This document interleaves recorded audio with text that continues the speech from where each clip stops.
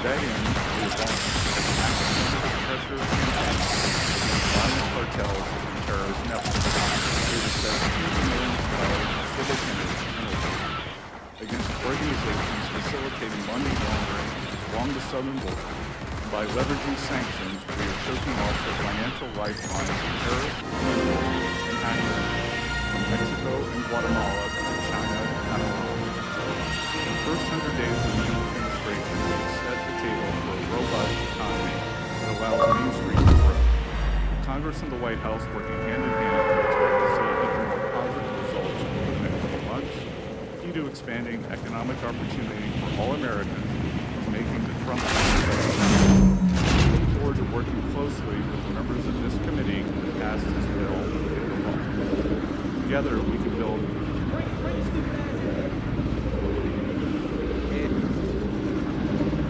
Based off him. This is the thing, and listen carefully.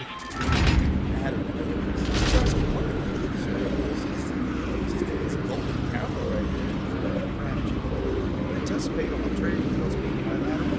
Could there be multi-country trade pacts in which groups of countries agree to a tariff schedule?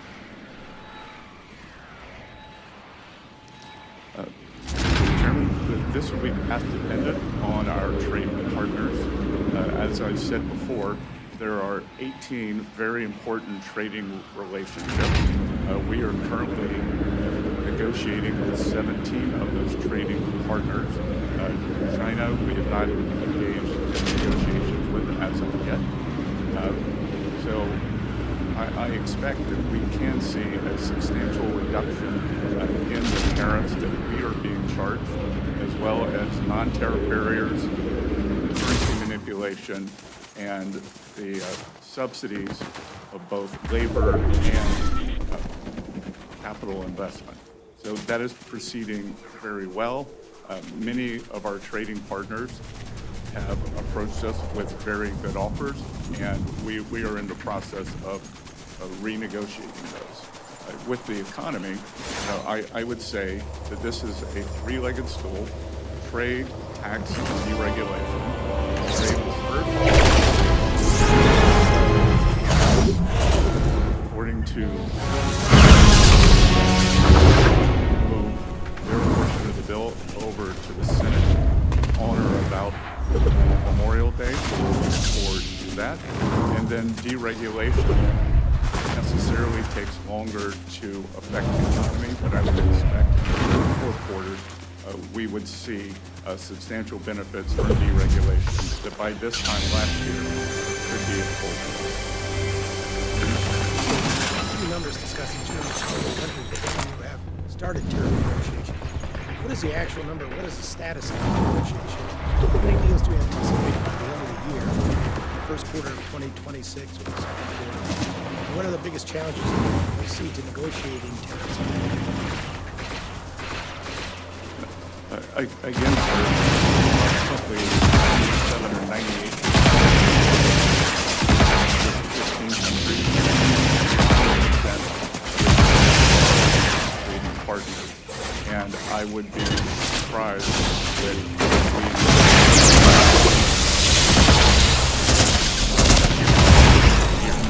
and that may be much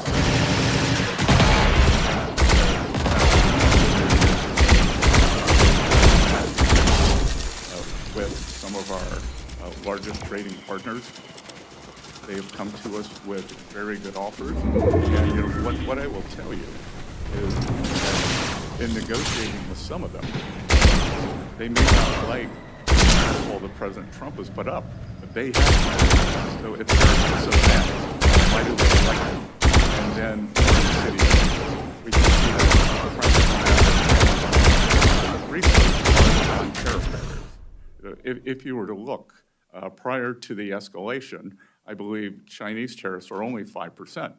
So clearly there's something else going on if they're accumulating these gigantic surpluses. The President released a skinny budget for the year 2026 Friday. Budget calls for approximately $2.5 billion for the IRS. You know, Congress has been pulling back money from the IRS over the last several years. I'm going to ask, is that the talk about the business of the IRS doing operations that benefit the Well, Mr. Chairman, the IRS is 30 years behind, on an IT modernization project where perhaps up to $50 billion of taxpayer money has been wasted. We are right-sizing that. So a substantial decrease in the IRS budget, largely in IT. We have had a large number of employees take the option for early retirement or retirement. And again, let's look at the numbers. We are just taking the IRS back to where it was before the IRA bill substantially loaded the personnel needs. Thank you. Now recognize ranking member Wood. Efficiency. Mr. Chairman, let me ask you a broader question with respect to the outlook. The President has been talking about recession and the acceptance of a recession in the short term. Do you believe we're in a recession now? Congressman, I believe in data, and there is nothing in the data that shows that we are in a recession. As a matter of fact, the jobs report had a surprise to the upside. The job report, of course, less than the average for the Biden administration last in 2024. But the GDP went down this first quarter of the Trump administration. If we have a negative growth in the second quarter, which is, I suppose, the traditional definition of a recession, would you agree that we are in that recession of which the President speaks?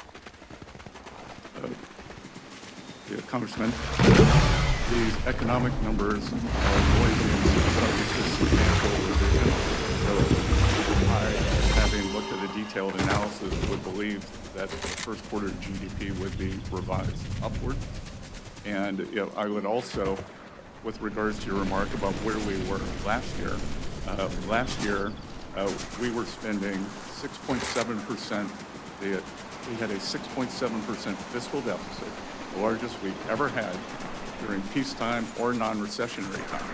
So the easy thing to do would be to keep spending, to keep the economy running on an unsustainable path of government spending. Let me remark, because you mentioned this, I think, in our meeting. We had a spending problem, not a revenue problem. I want to talk about the revenue problem. Let me suggest to you, maybe a spending problem, it's a pay-for problem. If we would pay for what we buy, whether it's defense or non-defense, we wouldn't increase the deficit. So I think looking at, I'm a big proponent of paying as you go.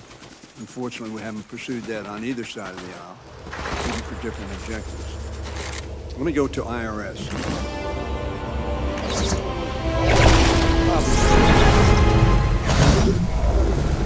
Somewhat old. Is a substantial decrease in the resources of the IRS, particularly in enforcement. As blue representing an increase in violence, the orange representing nominal, and the dotted net actual value of the funding for IRS, particularly enforcement. The budget proposes substantial cuts. Or anybody done an analysis of the ramifications of those cuts, both in the short term and in the long term, in terms of your ability to collect revenue? Let me paraphrase, not paraphrase, but give a. In your discussions, you said you were not going to sabotage, that we had in my office, sabotage collections. Are you confident, in light of the fact that any IT, and I agree with you, we're wasting a lot of money on IT, that any IT will be accomplished within the next 36 to 48 months, and therefore justify a reduction in personnel?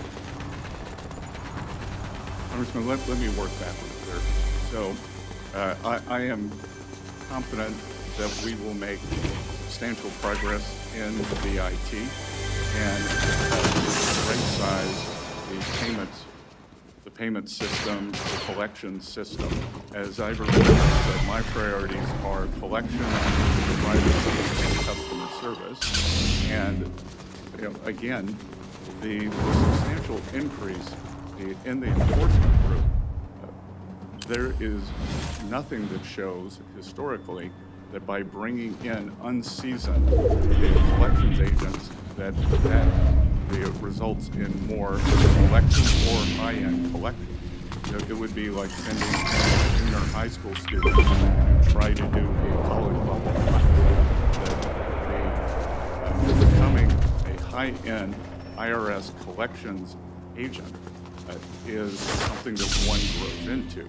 So I believe through smarter IT, through this AI boom, that we can use that to enhance collections. And I would expect that collections would continue to be very robust as they were this year. Chair now recognizes the gentleman from Arkansas, Mr. Womack, for the questions. Thank you, Mr. Chairman. And thank you, Mr. Secretary, for your service and for being here today in front of my colleagues. I'm going to ask a question that I'm sure you've never been asked before, but I'll give it a try. When is X date? Congressman, we are, as I said earlier, we still take in a large amount of the paper returns. So every Friday, I get a summary, and if you believe it, as you know, tax day was April 15th. We are still tallying that. So that we don't have, we will share with Congress when we believe we are approximating that date. So forthcoming, but I will tell you, as an outfielder running for a fly ball, we are on the warning track, and when you're on the warning track, it means the wall's not far away. So it's not today, may not be next week, but it is fast approaching. And of course, the United States government will never default. That we will raise the debt ceiling, and the Treasury will not use any gimmicks. We will make sure that the debt ceiling is raised. You have already answered a couple of questions about the president's budget, and I'm going to ask maybe a little differently. The president's budget request for fiscal 26 looks very different from President Biden's budget just last year, and I have been a long-time proponent of getting our fiscal house in order, and I applaud the president's attempt to get our fiscal house in order. During my tenure as chairman of the House Budget Committee many years ago, I co-chaired the Joint Select Committee on Budget and Appropriations Process Reform. Many of our recommendations are included in Trump's request. It's no secret we're heading toward big and needed change within the federal bureaucracy. That said, his budget request for the Treasury is $11.5 billion, compared to FY25 enacted at $14.2. Now that's a 19% decrease. You've already mentioned that we have savings achieved in contracts regarding IT services, this sort of thing, to save the American public. But you've also said that IT remains one of our biggest challenges, particularly within the IRS. So how is it that you're going to operate with a smaller budget that still serves the needs of the American people?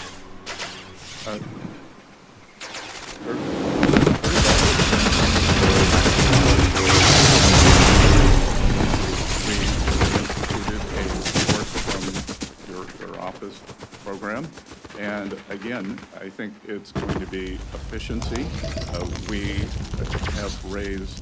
We have asked for more money for many of the priorities. The Treasury Foreign Intelligence Network and the Office of Foreign Asset Control. We will be keeping the American people safer. And again, we think through efficiency gains, the federal government historically does not have productivity increases. And as I've continually pointed out, DOGE is the Office of Government Efficiency, not the Office of Government Extinction or Eradication. So I think that it is not a big leap to do much more with less. Are there $2.5 billion worth of efficiency? Again, just two of it is in the IT department. And if you were to look, Treasury processes about $1.5 billion a year, which is like a mid-sized U.S. bank. We have had many of these banks come in and talk to us about their payment programs. And their departments are 1/10 the size and 1/10 the budget. Allowing for the redundancies that we would need as a government agency, then we think that we do need to be bigger and fulsome. There is substantial savings. Well, I want to ask one more quick question, because I know we're not probably not going to you have been a proponent for better financial literacy in this country, and your background is, is evidence of that. Quickly, can we do a better job in this country of educating young people on matters of financial literacy? Any increase we do would be a better job. We just hosted Financial Literacy Month at the Treasury. I only had 2 months to get ready for it. I can tell you that every April we're going to do more and more. But the key to financial independence is financial literacy, making good choices. And I don't think it comes from more regulation. I think it's more Thank you very much. Chair now recognizes the gentleman from Wisconsin, Mr. Bouquet, for 5 minutes. Thank you, Mr. Chairman. And thank you, Mr. Secretary, for being with us. My main concern is, I think, what people are looking at for the first 100 days, low stock markets, it's Richard Nixon measure people are shooting for. On tariffs, the fact that last year we had an effective rate of about 2.5%. I think the Yale budget lab, Yale, has said that effective rate is closer to 28%, the highest since 1901. I know some of that's changed because the tariffs are on again, off again, some on again, some off again. Somewhat chaotic. I believe was your term, the Ivan style. I consider it real dumb. You're not exactly sure. And that's the concern. Well, I've got small businesses really worried. You made a comment about while cargo volumes have dropped 60%, you see this as a temporary detox. But small business that's getting by day, that's much bigger. You talked about Main Street. We want to finally focus on Main Street, not Wall Street. I think you were at a global investor conference in Beverly Hills yesterday. That's a cocktail convention. And before that, you were at a J.P. Morgan Chase. Main Street, right? Main Street is not a lot. So my concern is on the tariffs. Who pays tariffs, Mr. Secretary?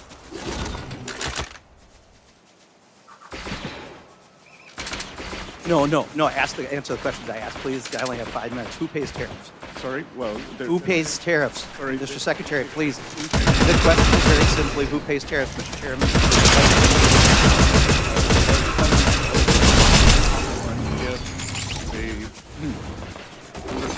If the exporters dislike tariffs so much, why wouldn't they? I think we're just trying to get me to say. Did you remember the question? I'm not sure you did. Who pays tariffs? People pay tariffs, right? Reclaiming my time, Mr. Secretary. Reclaiming my time, Mr. Secretary. Reclaiming my time. You clearly aren't going to answer. I'm not going to waste my time. Mr. Secretary, Mr. Chairman, I asked reclaiming my time. Mr. Chairman, and I asked to reclaim my time. Did I not? No, I said reclaiming my time because he's clearly not answering it. So, yeah, so as a small business owner, and unfortunately I'd like that time back since you failed to recognize me for 30 seconds. So I just recently, from one of my suppliers, got the tariff surcharge on things. And in addition to the tariff surcharge, guess what else got raised? American-made walnut plaques.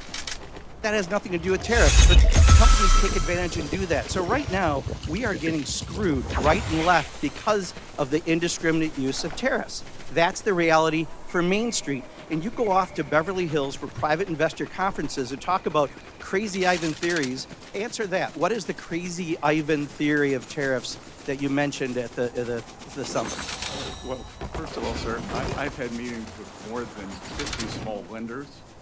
So I want to clarify that. I would also say that in game theory, strategic uncertainty, of which you seem to like the name Crazy Ivan. Well, it's your words, correct? Didn't you use Crazy Ivan at the...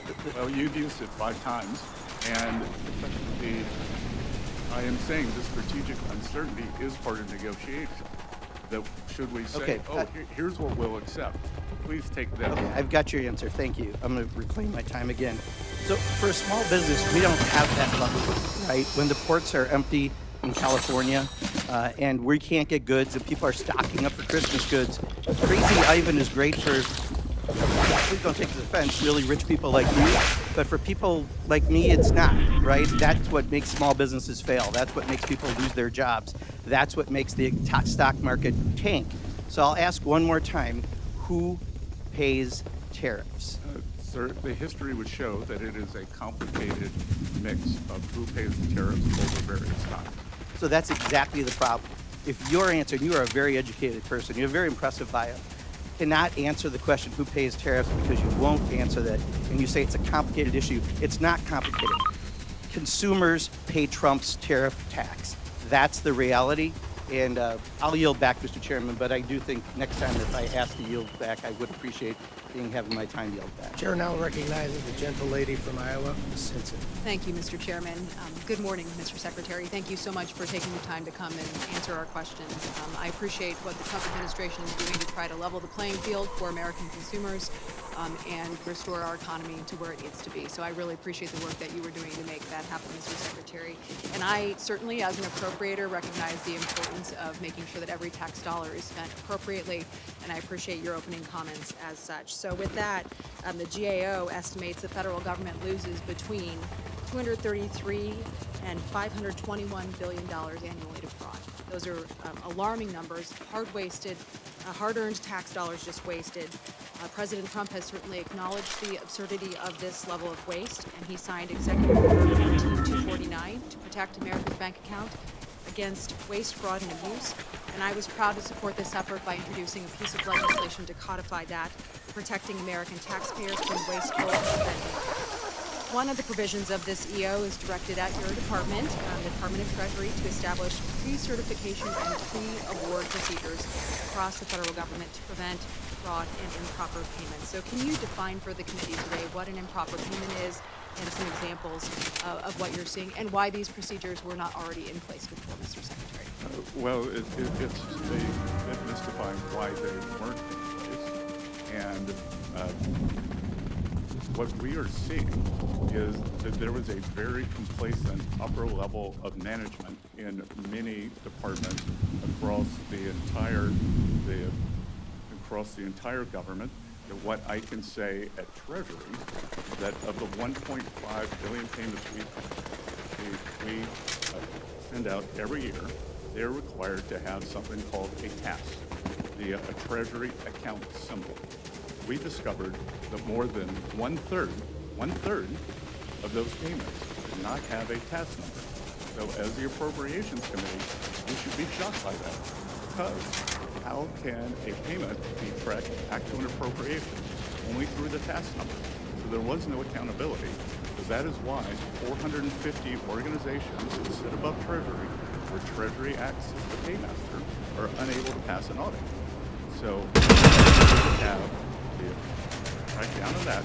Every payment is now required to pass.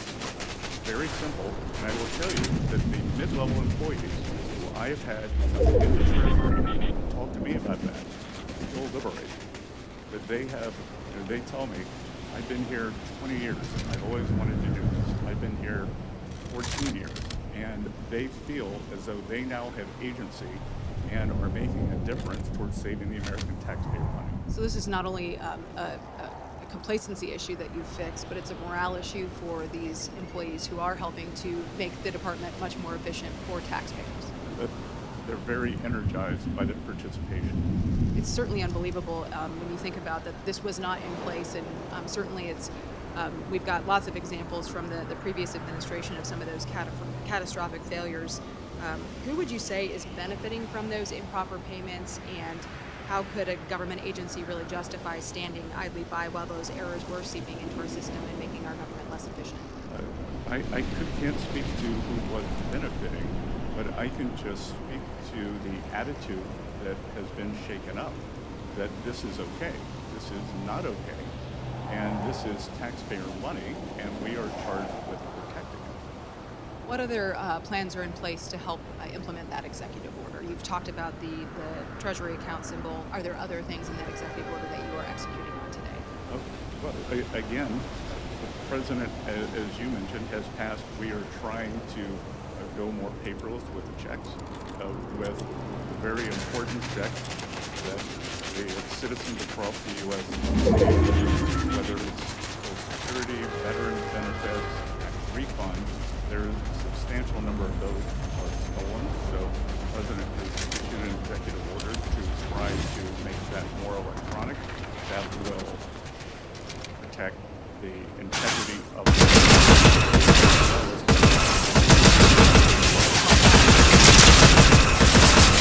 dollars. Pull it back tens of millions of dollars. We'll look forward to continuing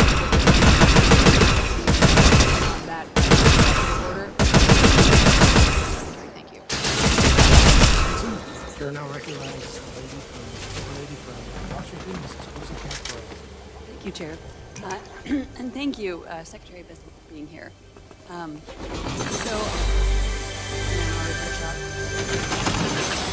I know that people who are turning wrenches, who are filing an earned income tax credit and tax return, they're about 4 times more likely to be audited.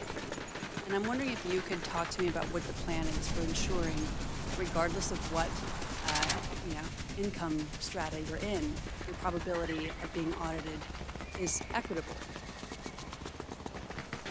Well, Congresswoman, I think that was one of the problems with increasing the enforcement. There was nothing to say that there would have been more enforcement at any distributional level. So.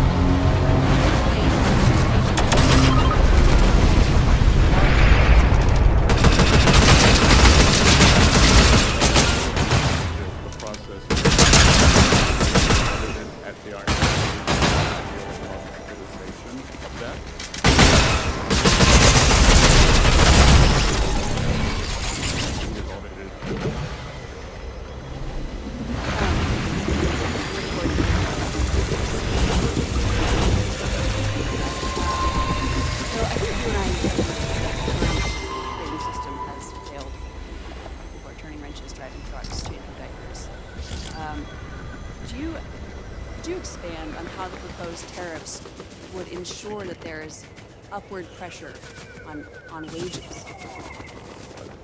Well, I think that there are many parts to that, but the key to upward pressure on wages is more job opportunities. And what we have seen since what the so-called China shock after China entered the WTO was a large decrease in manufacturing jobs. And studies have shown that workers in manufacturing jobs have more potential for large-scale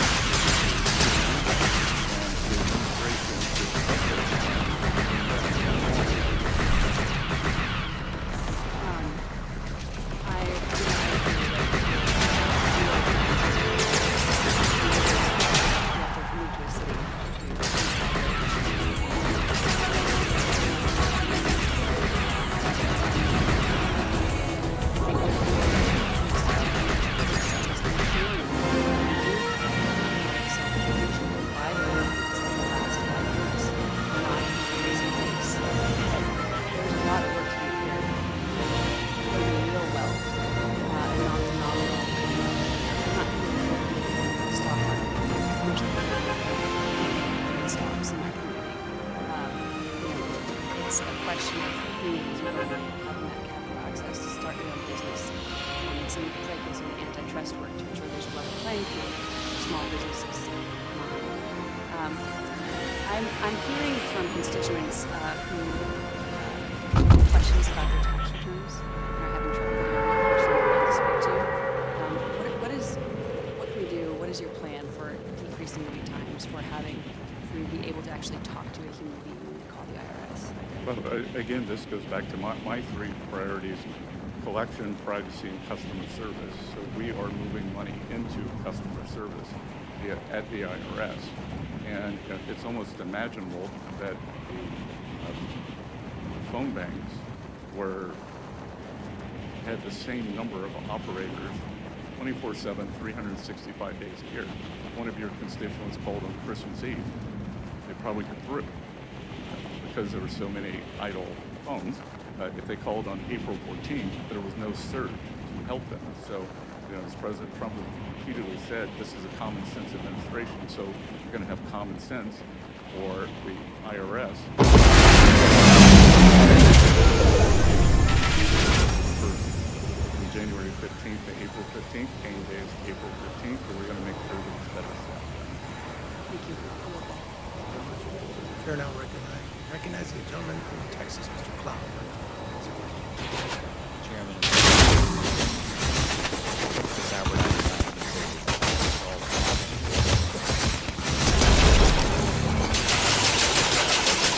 I certainly appreciate it. For a long time, we've seen the managed decline of America, and while many who run for positions that we hold will campaign on the need to do something, what we've seen is too often, even to some of the politicking we've seen today, for the sake of politics, we've not been able to do the big, hard things that we need to change course and get us out of the $36 trillion debt pathway that we're on, to that wall. The American people have watched this all play out, realizing that their nation promise that they put in charge, government, work, the wealth gap will close, America will be strong, and that has not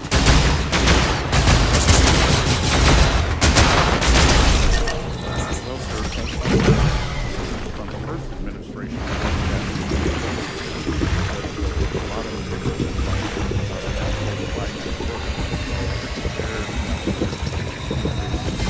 more than the top 10%. And we are aiming to do that again. That under President Trump's first term, hourly workers' wage gains were higher than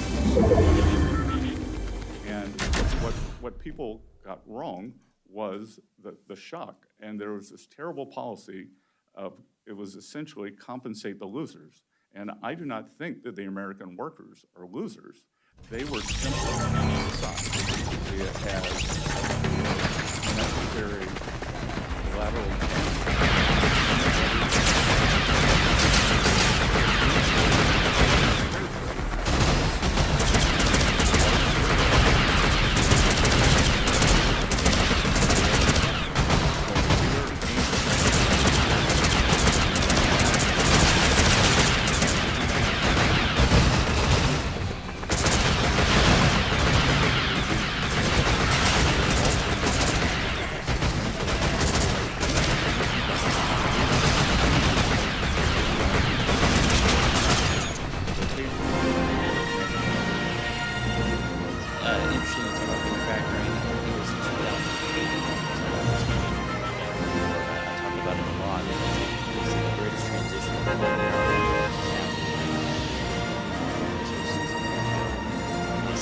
expected to continue, and it was going from the Western countries to the Eastern countries.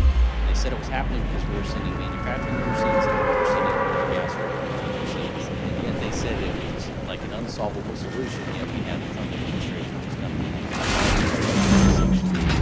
not an easy solution, but a very clear solution. Gas back. Appreciate it. I wanted to ask you, because there was a comment about the bond markets, and certainly it's a conservative issue. Stay strong. The dollar stays strong.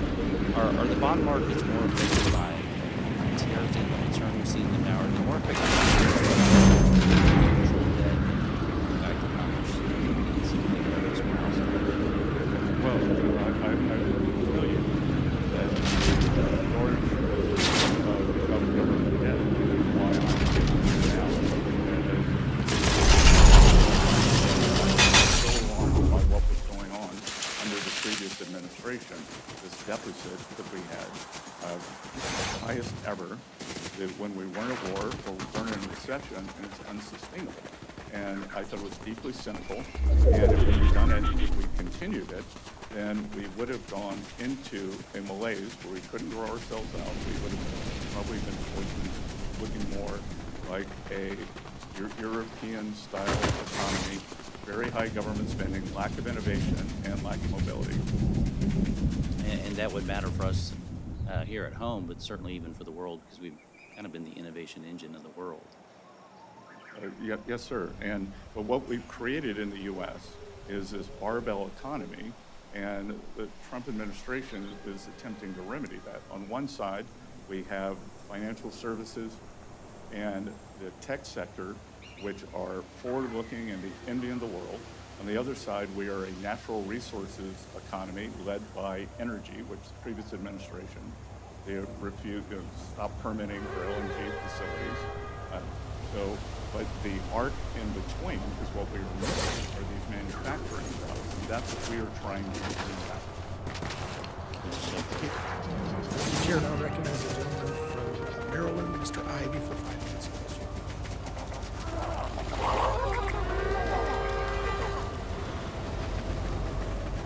I appreciate you being here today, Mr. Secretary. I want to ask you a few questions about DOGE and the role it's playing at Treasury. You came into office, I guess you were sworn in on the 27th, was it? You were confirmed by the Senate on the 27th? Is that about right? 28. 28th? Okay.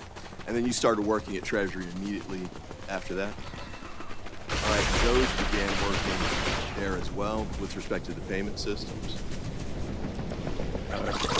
They, two individuals from those who were actually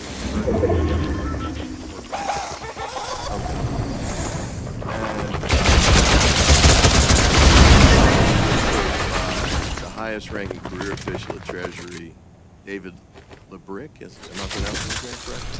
I believe it's public. Lebrick, okay.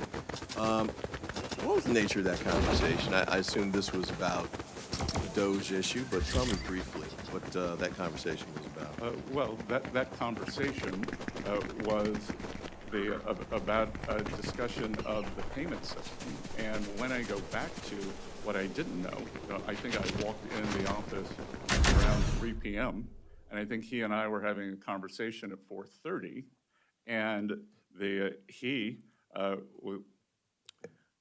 I got to ask for the short version. Oh, no. Okay. But I will tell you that when we were talking about the cat, it was people like this individual who were hitting sin on the paper. Okay, I apologize. I'll have to get that later. Feel free to send in subsequent questions. Right? I guess what I was going to ask is, you just mentioned there were two people who were working to back those at the time. And Mark Les was one of them. Not sure. You're not familiar with that name? I don't recall that name. I interviewed Tom Kraus. Okay. Well, Mr. Les had worked at most of us SpaceX company. And the Wall Street Journal issued a story, I think around February 7th, that talked about statements that Mr. Lewis had made in the prior year. One was, did not think he would marry outside my ethnicity. Another was that he wanted to normalize Indian hate. The third was, just for the record, I was racist before it was cool. And another was, I just wanted eugenics and racial policy because that too was a pay. So this man resigned shortly after that article. I don't recall No comment. being there. I did not recall that. He was terminated. Okay. I appreciate that. Although it appears that he then later turned up and he was rehired, I guess. And then he's Not continuing. by treasurers. Okay, but he was continuing to do work for Doge, but in this instance, HHS, and 3 other departments. You have no idea. I didn't follow it. Okay, but you didn't catch Jaden Vance saying that he didn't think he should be terminated? You missed that too? I don't recall it. All right. Do you recall Mr. Trump saying that he... Okay. And do you recall Mr. Musk saying he should be given a second chance? All right. Well, I think the main question is vetting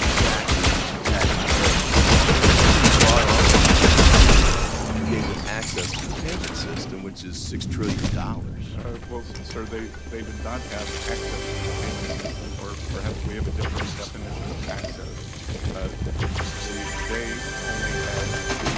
had read-only ability, and it was they were there for tech support to at the payment system, the ERP system, just like any private enterprise. Is this an individual that you would have brought on even in that capacity if you'd known that he'd made these statements prior to him becoming a Congressman, I think it's very difficult to follow everyone's social media. That's not what I asked. If you knew that he had made these statements, would you have brought him on in the capacity that he had at the Department of Treasury? I think the Office of Personnel Management would have flagged that. Would you have brought him on?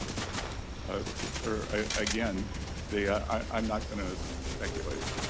The chair now recognizes the gentleman from New York, Mr. Lilloda, for his. Thank you, Chairman. I'd like to use my time to talk about taxes and trade. As head of Treasury, I advise the President on taxes and among many others. Yes. And Mr. Secretary, in your estimation, how did President Trump's 2017 signature tax bill affect jobs, population, employment, and wages?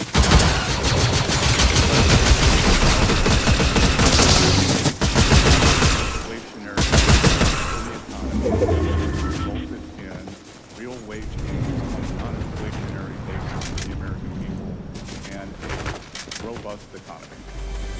I would add, I'm with you 100%. That adds 4.9 million jobs between the passage of the tax bill and the COVID pandemic. Employment rates dropped in the worst. We had a lot of wage growth, especially within the middle class. And that sets me up for my next question. Would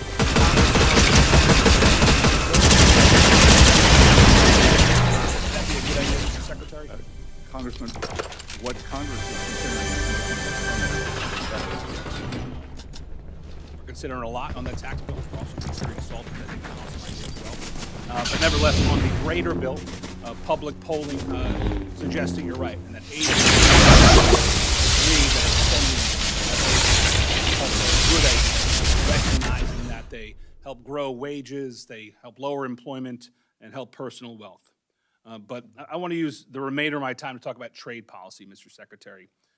Is it true that America's trade deficit is about $1.2 trillion? And with China, about $2 billion?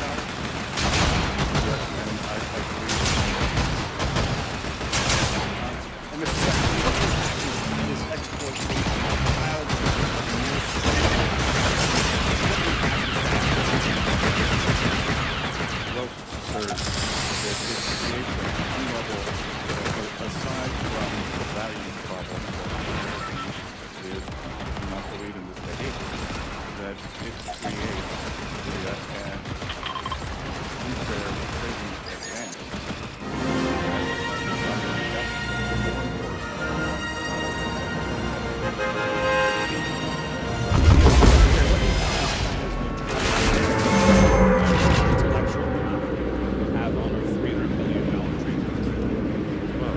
I think that is a problem for not just the U.S., but for every other country. And to the extent that they are able to bring technology into products, then that creates a huge advantage that has given them the value cornerstones of the problem of trade.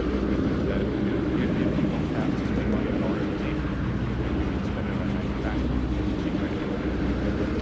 And Mr. Secretary, how are we doing to reduce specifically in China? Are they also a tool to protect American jobs, Mr. Secretary? And Mr. Secretary, you can probably tell by how far I sit today as somewhat new to Congress. Yet hypocrisy still offends me. A lot of double talk and hypocrisy in this town. I'm going to read you a couple of quotes, Mr. Secretary. I'd like you to tell me if you think President Trump or somebody from the administration said, what do you think Senator Schumer has said on tariffs? Quote, tariffs are a necessary step towards addressing the unfair imbalance of China's trade relationship with the United States. Did Schumer say it or did Trump say it? I would imagine. Schumer said this. Schumer was just a year ago, February 2024, talking about tariffs being the answer to combat some of those issues in China, specifically ripping off intellectual property and exporting slave labor and child labor. I would also note that many government officials, including presidents, were also accused of a border wall until President Trump was. Good point. That leads me to my second question. Who said it, Schumer or Trump, that tariffs are vital to protect American workers, American manufacturers, American innovation, and our national security? Who said it, Trump or Schumer? I would imagine It was the Senate minority. Like what you said, it was cool.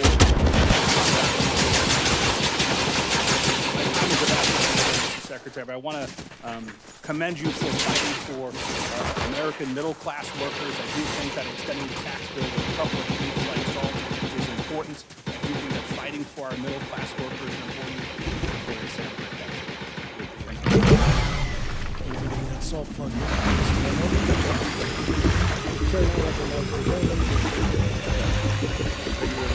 Chairman, thank you for being here, Secretary of the Senate. I wanted to ask you some questions about the reports that the administration is cutting IRS workforce roughly in half. It's a goal of 50,000, including many of the frontline enforcement positions. Recent study concluded that this will result in a loss of $19 billion in foregone revenue just in 2026 and up to $250 billion over the next decade. Such substantial cuts in staffing can cause reductions in compliance as taxpayers will hold previously testified that a simple 1% decline in the compliance rate lost revenue. If the administration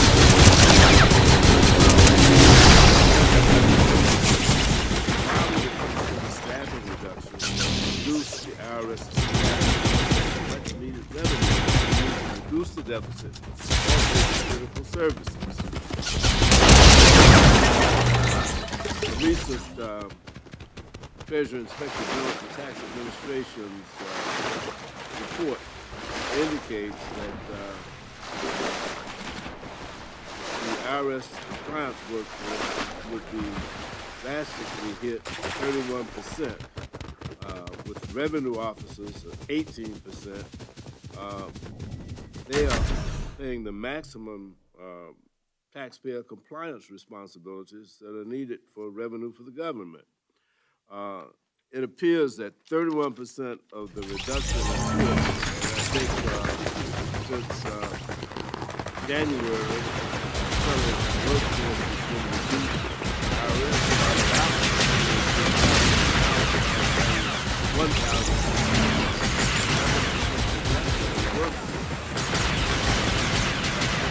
31% loss of revenue agents, 18% loss of revenue officers, 10% loss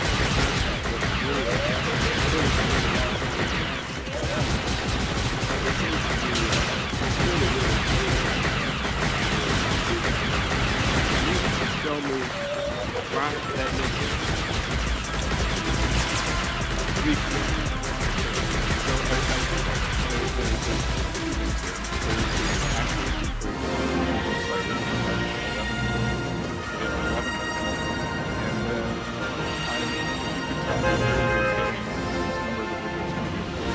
IG's report.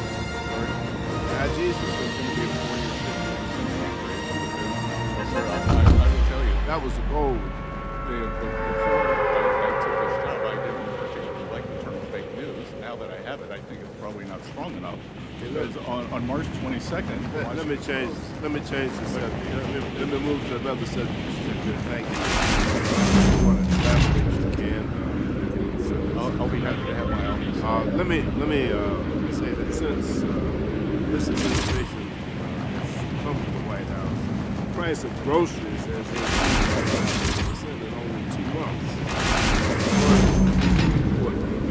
By the groundwork collective, the price of meat, poultry, fish, and eggs has grown the fastest, up 2.9% since January.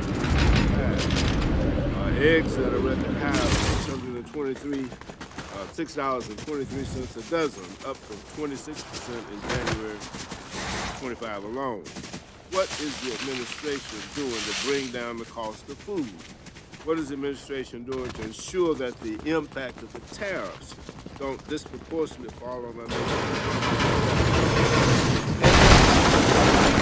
farmers all across the country?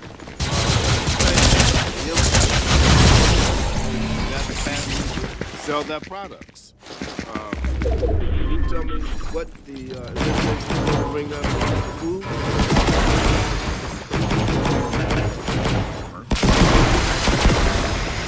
We inherited a moment of prices like monetary policy have long and variable lead time. The price of eggs was up substantially during the Biden administration. In the past 2 months, and it just went up the last 2 months. I just told you. No, sir. I think that's not 100%. Since January. Accurate. And finally, we are 46%. We are bringing down energy cost and energy cost transportation. So diesel prices across the country.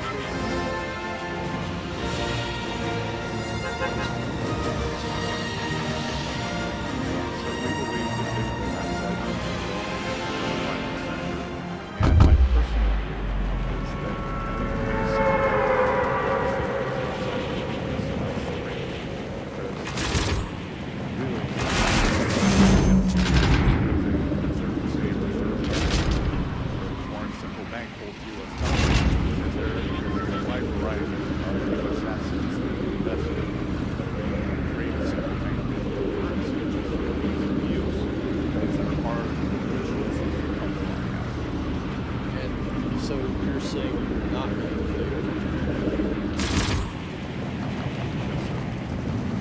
Thank you. Can you tell us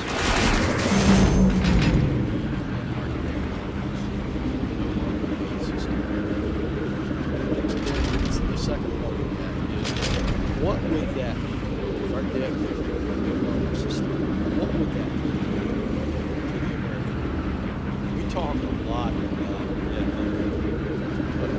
some elaborate graphs and charts and do all kind of economics using words. I need to be able to describe to people back home what in their lives Well, it would look like a sudden stop in the economy as the credit would disappear, as markets would lose confidence, and I'm committed to that not happening. And again, it is a tipping point in debt sustainability is very difficult to pinpoint. But what is not difficult to pinpoint is a trajectory. And the trajectory is unsustainable. And if the market were to rebel against is very difficult to know. I think, just as I talked about the warning track for the X date, I think it's very important not to go on the warning track, and we've got to get to the other side of this and start reducing the debt. And the debt numbers are indeed scary, but the Secretary Yellen and I both agree that is the important number. So we are trying to both control the absolute level of debt, pay it down, but also grow the GDP. And so I applaud your approach toward. Where is that typically? How close do you think that we? Again, sir, I think what the market, having been in markets for 35 or 40 years, what the market is more concerned about is a trajectory. Are you on a trajectory that is unsustainable, or are you, as we said during COVID, bending the curve?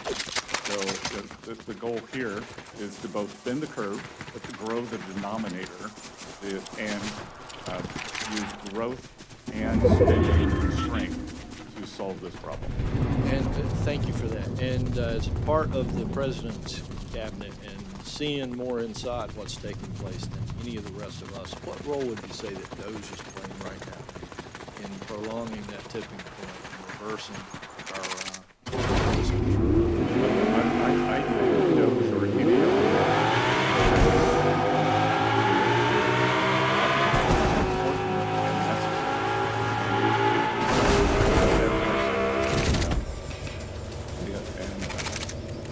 member, they have mentioned we do not have revenue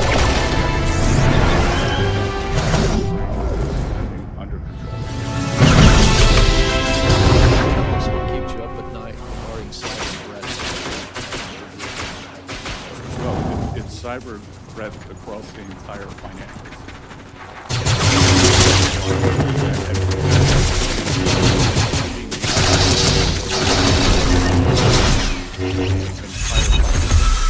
whether it's across the banking system, the payment system, and the treasury system. As you would have seen, Treasury was hacked last year. We've just discovered an OCC hack that discovered last year. So these hacks are real and dangerous. Thank you, Mr. Chair. I'll yield. Thank you. The chair now recognizes the ranking member of the full committee, Mrs. DeLauro, for any questions that she may have. Thank you very much, Mr. Chairman. My apologies for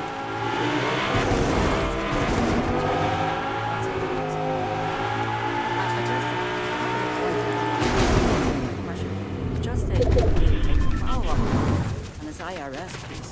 I think it's very interesting that, first of all, I totally disagree with you, Mr. Secretary.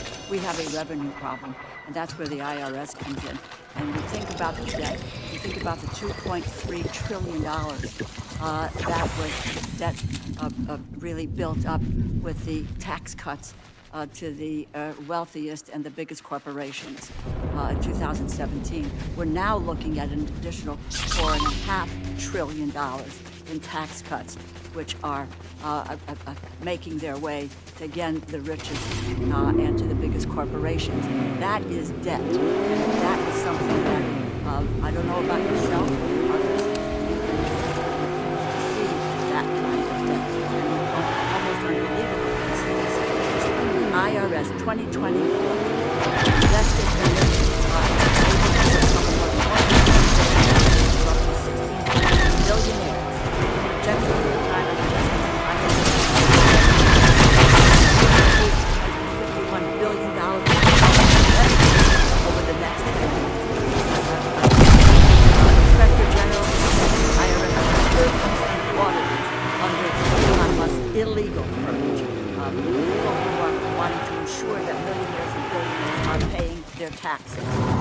And the issue here is that we're going to pay for those taxes by taking it out of the hide of Medicaid and of children, of low-wage workers, and of seniors.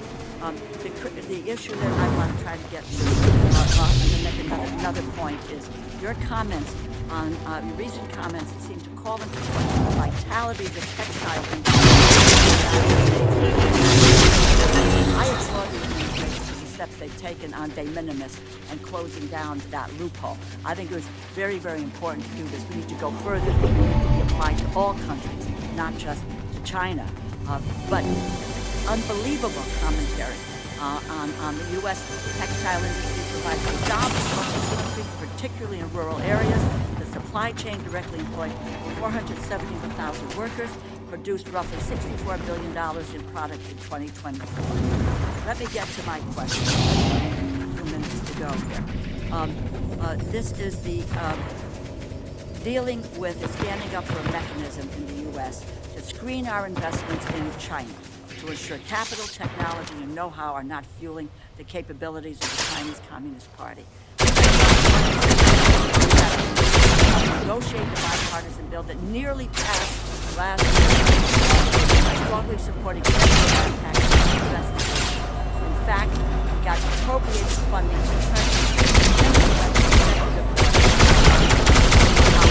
investment. Mr. Secretary, I understand that he's currently reviewing the executive clear bipartisan consensus on the outcome of that screening.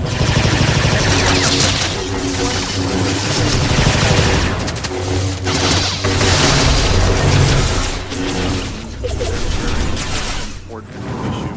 The outbound security program is important and neutral in our efforts to program began a few months ago. We are learning and we anticipate involving PRCM. Important and helpful for our process to inform any legislation. We would like any legislation to be both flexible and durable. In your confirmation hearing in January, you noted in this book, we should have a very rigorous screening process for U.S. investments in key sectors that could go to China. And in March, you said, we will make sure that our outbound investment doesn't get used against us. We are going to continue investigating this and where necessary to block it. I heard your answer, and quite frankly, it sounds a little bit wishy-washy. I want to be clear about this. You have expressed support for outbound investment for months now. Has that changed in any way? What's the status of the administration's review of that order? What about the timeline on this, because it's an important issue? And can you commit that your department will enforce this executive order to its fullest extent? This is, I have not changed. As I said, we are looking at what is working, what isn't, and how the best enforcement mechanisms. And when a bill comes forward, again, we want it to be fulsome and durable, and a 2025 bill for all the nuance that goes with this. Well, I'm out of time, but please understand, we have bipartisan support. It was it made it into the continuing resolution, but for the influence of Mr. Musk, and it is critically important for our competitive edge. And I don't believe there's any reason for the administration to roll back. My hope is that we will move forward and keep the pressure on in order to preserve our competitive advantage and not cede to the Chinese. We're in complete agreement. Thank you, Mr. Chairman. I would not want to interfere. Okay. It is bipartisan legislation, as you know. I appreciate Great that. piece of legislation. And the chair will now recognize the gentleman from Nevada, Mark Amadei. Thank you, Mr. Chairman. Hi, Mr. Secretary. First of all, I want to thank you for your availability during this time since you've been confirmed and stuff like that. I know nothing's been going on that affects the Treasury Department in any way, and I appreciate having access. Thank you very much. I wanted to just ask you a couple of questions relative to our conversation. And that is, I know that the president has said quit producing the penny. A lot of reasons, arguably, 2.5 plus cents for every cigarette. And you don't have to get up too early to do the math on that sort of thing. But I think in the timing of doing that, if we're going to eliminate the penny, which has to happen here, I would like to know who is kind of the point on your side at Treasury. I already have the Mint index, but at Treasury, as far as those issues go, and I'll tell you why I want to know is, I think there are some issues regarding what it costs to produce a penny. I don't know if it's going to get you. I don't think it'll get you down to a cent, so it won't be that argument. But quite frankly, stacked up behind it is what it costs to produce a nickel and what it costs to produce a dime. I don't know about the quarter, but that we are giving your department and the Bureau of the Mint the most tools necessary to, if you will, untie their hands when they're looking for who they buy their blanks from and stuff like that goes directly into what it costs to produce one. So my first question is, who's kind of in charge of that, since I know you've got other things to do, but ultimately, so we can start that dialogue with where do we go from here, and if we're going to get rid of, and I know there's been legislation introduced in the Senate to get rid of the penny altogether except for collectors.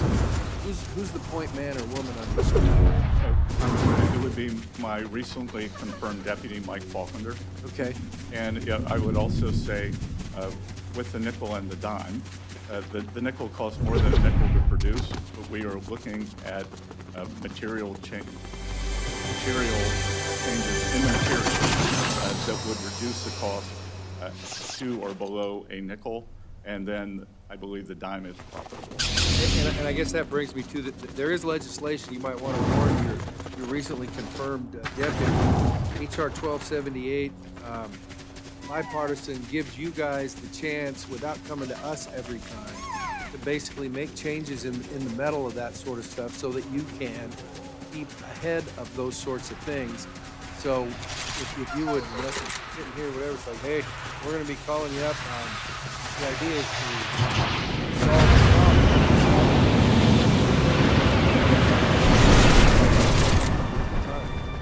Yes, sir. We've been reviewing that. Glad to hear that.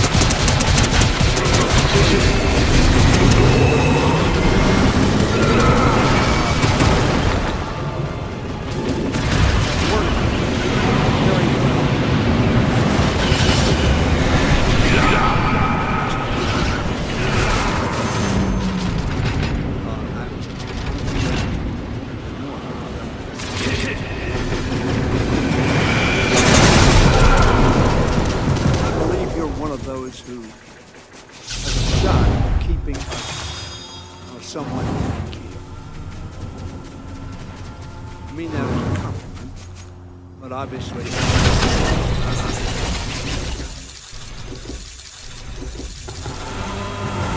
when we say, I want to reiterate this, that we have a spending problem, and I retort to you, no, what we have is a paying problem. If I make $1 million, I can spend $999,000 less taxes Or if I make $500,000, I spend $1 million. That is a paying problem because I don't pay for it and I accumulate debt. That's how debt goes. Now, I was here in the Reagan administration some period of time ago. We were told that the tax law passed in 1981 to pay for this. It did not. Perhaps will surprise you, maybe you know this. The largest increase in national debt was under Ronald Reagan. The only president who had a triple-digit, 189% increase in the national debt during the course of his term. It might also surprise you that Clinton is the only one who was 30% or lower since Ronald Reagan. Clinton's the only one who balanced. Now, one of the reasons we did so is because it was a bipartisan objective. Republicans wanted to cut taxes, which is their mandate. We wanted to invest in children's education,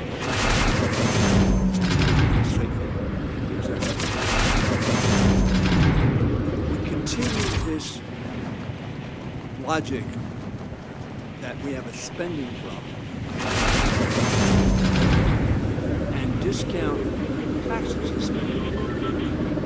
When we did the tax increase under Georgia, 2017, you may recall, the Republicans gave themselves a $1.5 trillion hit.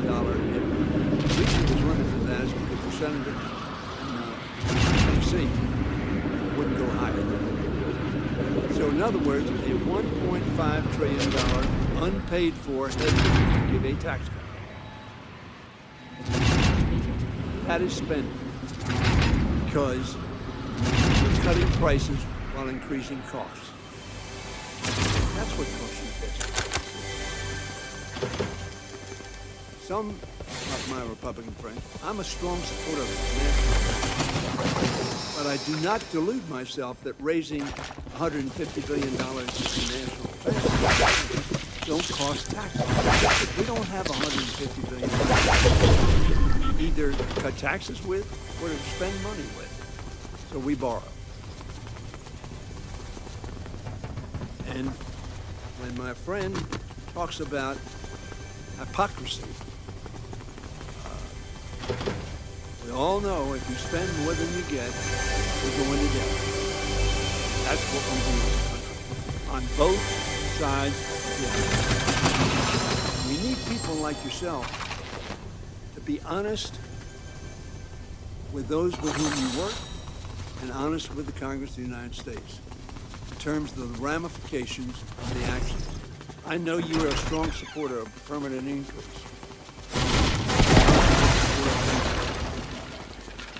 And you can cut all of non-defense discretionary spending. You won't get there. And this game is must play. You have no sense of the ramifications of the actions he's taking. He knew how to do it. He was prepared.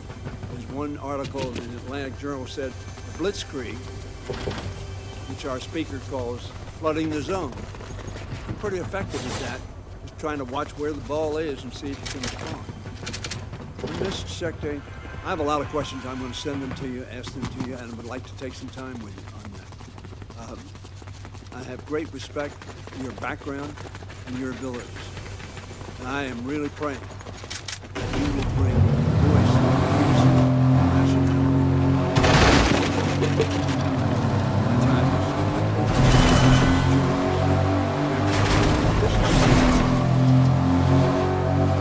Very serious. And I agree with you.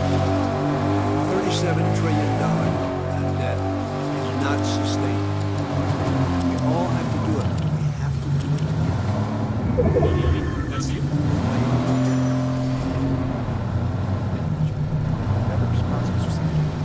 Thank you for that. And I will note that while Reagan substantially increased the defense budget, the Clinton administration was able to capitalize on this issue. And as you said, the defense budget dropped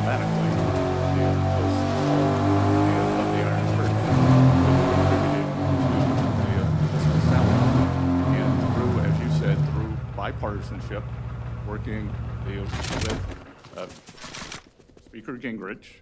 They worked together. So I would hope that we could do that again. Which, by the way, cost Gingrich the right wing of his party sensed. And what it did was had a rational policy because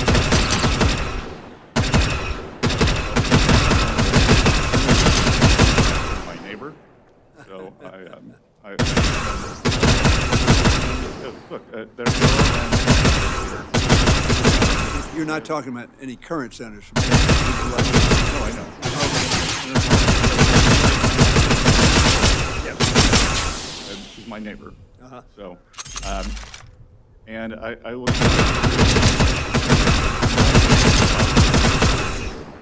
Our time is concluded.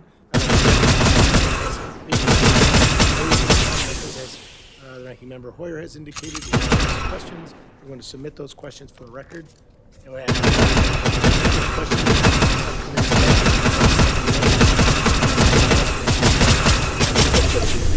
15 business days after receipt. Thank you.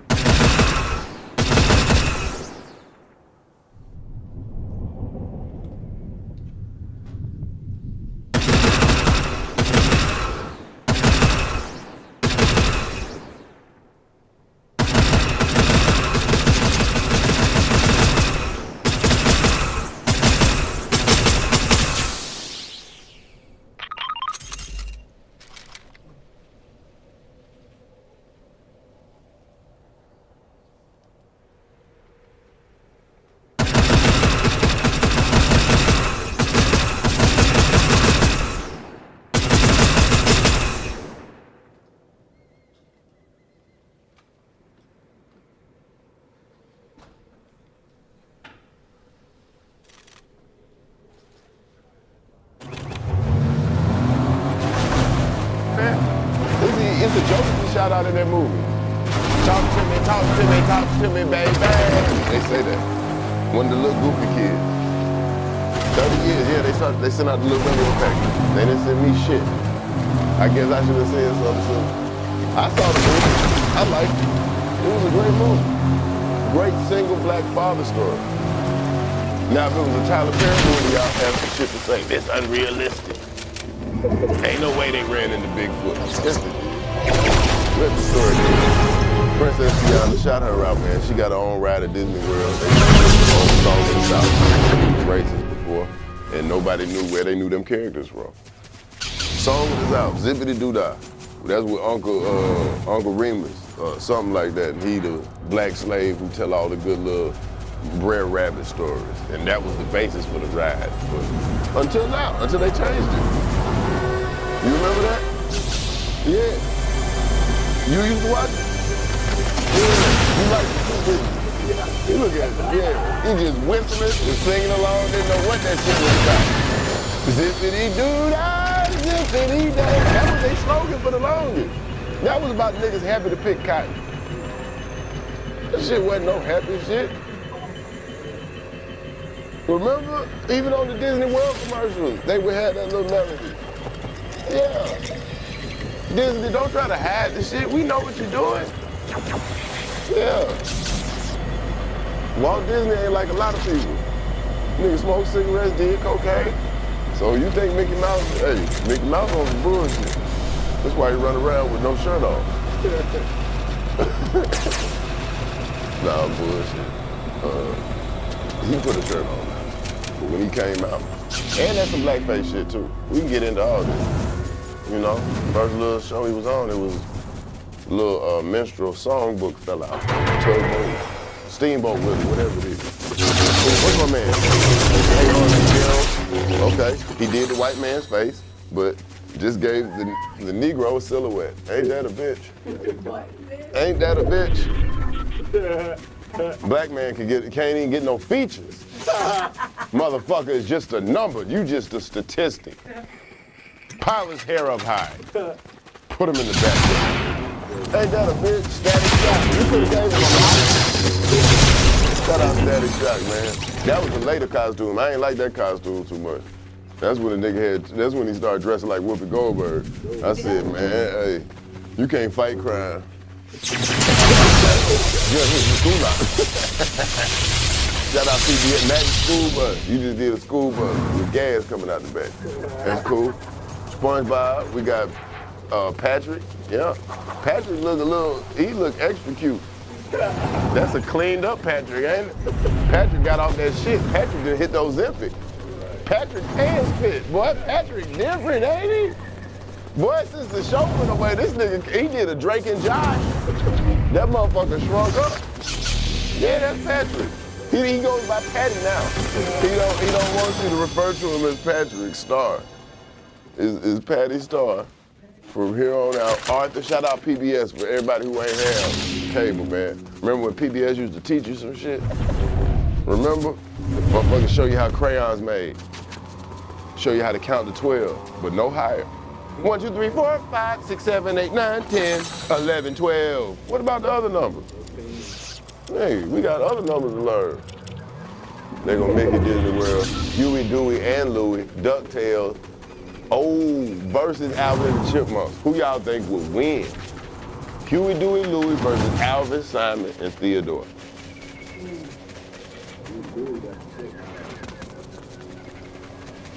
I think the Ducks take it, bro. I mean, the Chipmunks cool and all, but unless they gonna tap into they road inside, unless they start like using their incisors and start fighting them Ducks be on adventures, my nigga. Them niggas from Duckburg, race cars, lasers, airplanes. It's a duck blur. They might solve a mystery. They might rewrite history. You understand what I'm saying, bro? These niggas go back in time, come back with a pet dinosaur. Nobody say shit. Yeah, Huey, Dewey, and Louie, I'm going with them on that. Did I hit everything on it? Oh, Daria. Shout out Daria, man. Shout out Daria for showing us what sad, melancholy bitches is gonna be like. We thought the bitch was so outlandish that can't possibly be nobody like that. Then you got a real job, and every bitch that work up front is like Daria. Miserable. It's just another day of existence. Bitch, get out the way, man. Let me clock in. We got them all. Let's go. We tuned in, man. Y'all know what it is, man. Shout out all the animation. Shout out Black animation, because we just got to do that all the time, man. So, you know, that goes from Baby's Kids to Boondocks to everything, man. Craig of the Creek to, it's so many shows out there. I'm forgetting, I'm blanking on right now, but y'all know who y'all are, man. Keep that shit going. What else I'm leaving? Proud Family. Did I say Proud Family? We in there. We gotta say that. We gotta shout out Lil' Kev. We gotta go crazy with that. We gotta shout out Roach Motel. You did. We gotta shout out what we got going. Hey, man, it's just a lot of dope stuff out there, man. Shout out Carl Jones, Aaron McGrew, everybody that made the Boondocks work. We need y'all, man. Hey, man, look, it's scripted. Let's just say that. The scripts write themselves.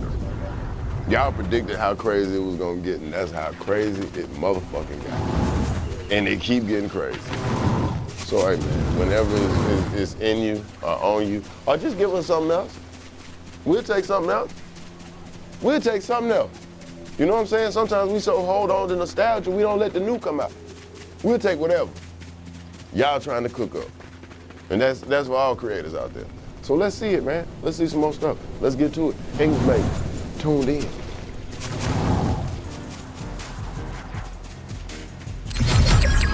We back. Y'all know what it is. Stay tuned. Tuned in. We tuned in. We tuned up. We tuned out. Draped up and tuned out. Know what I'm talking about. So in the moment. Get the gat out of there. Hey, man, look. Y'all see what it is, man. Jeff did his thing up there. He got down. We back with the animation. Shout out Baby's Kids, first and foremost, for just a comedic feat, man. Anytime your joke got translated to a movie, you gotta shout that out. And it's a little sad that Robert Harris never really got to see it. Faison Love did the voice. We thought it was Robert. Did it to a T. Shout out Bruce W. Smith. I believe that's the creator and designer. And I believe he also worked on Proud Family, which is why they share similar characteristics. Because remember, he just did his nose on Baby's Kids like a little squint. Little nostrils. Because black folks got nostrils sometimes. We do be having nostrils. But he did it black. He said he called black. I think I heard him. I believe him. I heard him call it on. Look at that. Uh-oh. Jet Light 85 South Collab. We ain't bullshit. We is not bullshit. Man, shout out to OG now, man. You know what's going on. Currency the hot spitter. Jet Light 85 South, though. We got a new collab with the good folks over there at Jet Light. Just enjoy this shit. Come on, man. Make sure you go get it, gang. Jet South. We're going Jet South, gang. You know the jet going down south. Hit the website and make sure you grab some of this, man. Come on, man. It's hard. You know what's going on. You keeping that jacket? Yeah, I'm keeping them. Definitely keeping that. They are stupid. This is when we was Clubhouse. People was Clubhouse. You know what I'm saying? You know, some people still on Clubhouse. You know what I'm saying? I'm not on that. But there's a lot of people still on that. I'm not like, why y'all laughing? Why y'all laughing, man? That's rain. See, when you talk about the real subject, they cut the weather machine off. Because they knew animation was just deployed. If I'm talking about animation, it's because it's drawing. I'm drawing our energy to get now, okay. But he said he got a lot of flack from black people for saying that Baby's Kids is fucked up because all the kids were different shades. So that's trying to show that the baby mama got 3 different baby daddies. And he said, man, I was going off just how my family is. My sister this color, my little brother this color, I'm this color. Like, yeah, so sometimes it be your own people, man. We don't even want shit to be grassy. Damn, that's the pushback you ran into? Yeah, so shout out to that. Shout out to Proud Family. Everybody rocking that. What else we got out there, man? You remember back in the day, it was, you know, cartoons had their time and place. You can find cartoons on all times of day now. But if it wasn't early morning on a few channels, afternoon on a few channels, on Saturday morning, there wasn't no fucking cartoons on. What? Get up too late. You better watch those things. People all over the world, you better enjoy that shit. You woke up too late, buddy. My mama was so mean. Like, she wasn't mean. She just kept me structured, which I'm super thankful for, you feel me? Like, I ain't never unappreciative. But, boy, I remember I got my ass whooped one time just by going on the next street. I'm talking about the next street. I just so happened to hit up the ice cream truck. I'm on my bike. And then my partner was like, you coming? I was like, you know how your mama is. I'm like, man, fuck that. Come on, let's go. I go up, I just bust a left. We in the ice cream truck, gang. I'm not far, but I'm far. But I'm not far, bro. All I hear is, Lil John, here come your mama. Why they let it mama up the street with a motherfucking milk? I said, where the fuck she going? To whoop Nigga, your ass. I get on my bike, I'm coming down, so I'm kind of walking past. I'm like, Mom, what you doing? Here I come. I want to know where I'm at. By the time I got close, my mama was winding up. Nigga, I got the ice cream in my hand, gang. I rolled past my mama. My mama like, booty came. She only hit the ice cream.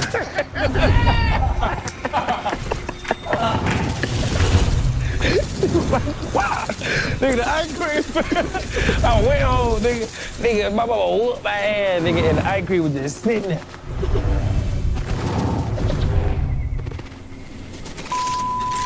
That would be your incentive to get up. You get cussed out for getting up early for cartoons, but you won't get up for school. You'll get up for the game, man. Hey, always. Listen, I got one day out the week, mama. Let me rock. I'm trying to see what they got going on. Come on, man. It was anticipation.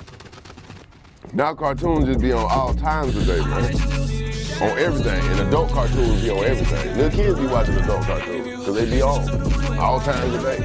Family Guy, these kids wonder why these kids racist and say all type of dumb shit. Have you watched the episodes they watch? Wonder why motherfuckers beating on women. Have you watched the episode? That's the most domestically abused show. But what's the big jaw nigga? He need to go to jail. Yeah, giggity. Boy, that's hey, if we gonna get some animation recos going, him and Lil Buddy. Hey,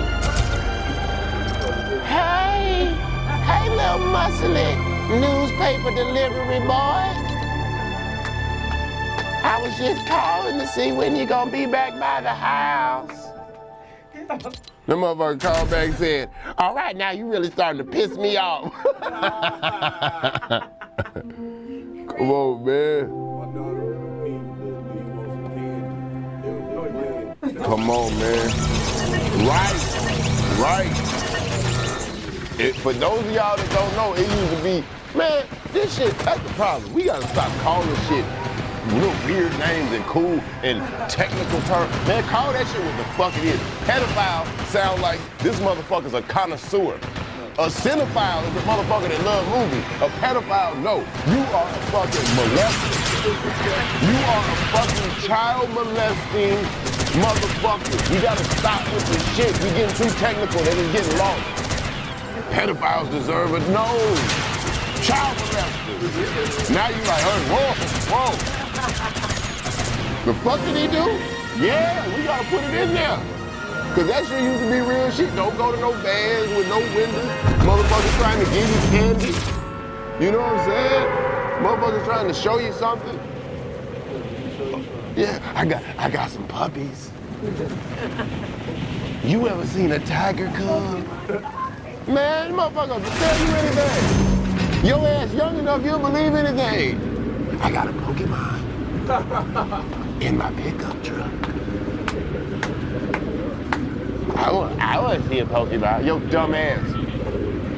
This motherfucker be missing. This shit crazy. We don't even warn kids like that no more. Remember, you used to make a little card in case you get lost. They used to make a little video. You go to the video store, Blockbuster, shoot a little thing so motherfuckers would know in case. Man, hey. We gotta start calling shit what it is, man. The fuck? All right. Where was I? Motherfucker got mad and got distracted. But, the PJs went crazy. Come on, man. You gotta go back to some OG shit, man. You can't throw the baby out with the bathwater. Fat Albert. Come on, man. Fat Albert, we wanna talk educational shit. I know he was trying to sell us something, but Picture Pages was a good little 5 minutes of playing Connect the Dots. You don't know Picture Pages? Picture Pages. This old Bill Cosby though. This really, it was old when I was watching it. Lil Bill. You said Bill Cosby. Lil Bill was, yeah. We can't throw out Lil Bill. Lil Bill didn't do nothing. Lil Bill ain't do nothing, dog. What if you knew Lil Bill was gonna grow up to be Big Bill? Would you still? Would you still, if you knew Lil Bill was gonna grow up to be Big Bill? What if that was the prequel? No, it was separate. Come on, man. But you know, we watch other shit now too. We watch other shit now too. Don't we keep shit on now. We keep shit on. I wasn't watching Dennis the Menace like that. That was your go-to? You was rich. You just like white boys cause the chaos. This nigga loves little white boys acting a fool. Oh, Mr. Wilson, why get your ass out of that man's yard? Boy, Dennis the Menace would get smoked. Rich would, hey man, that nigga would have caught a case early. Trying to buy everything in life. You know he gonna try to buy some pussy too soon. Richie Rich caught in a pussy buying scandal. His dog Dollar bit one of the hoes. Y'all don't know the Richie Rich conspiracy there? Oh man, Casper is Richie Rich. They look the same, Casper the Ghost is Richie Rich. Because his parents killed him for the money. He was tired of all his spending. And they had the insurance policy out on him. They killed him. He became Richie Rich. I mean, he became Casper the Ghost. Yeah, he just want friends in the afterlife. You know he ain't go to heaven, he was rich. Nigga had too much money to go to heaven. If I go to heaven, I feel like I'm talking to God immediately. Where's the officer?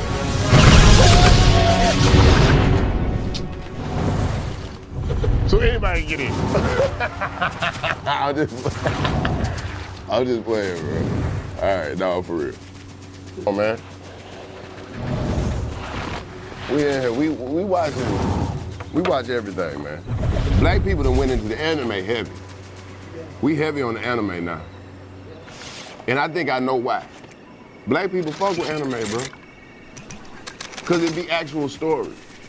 You watch anime like you watch a motherfucker in your neighborhood that live across the street from you. Because the characters progress. You know what I'm saying? Anime one of the only cartoons where the niggas change clothes. We used to niggas wearing the same shit every day. Nigga, you don't watch Dragon Ball Z and be like, what, Goku got that shit on? Vegeta got on a cool little goddamn outfit.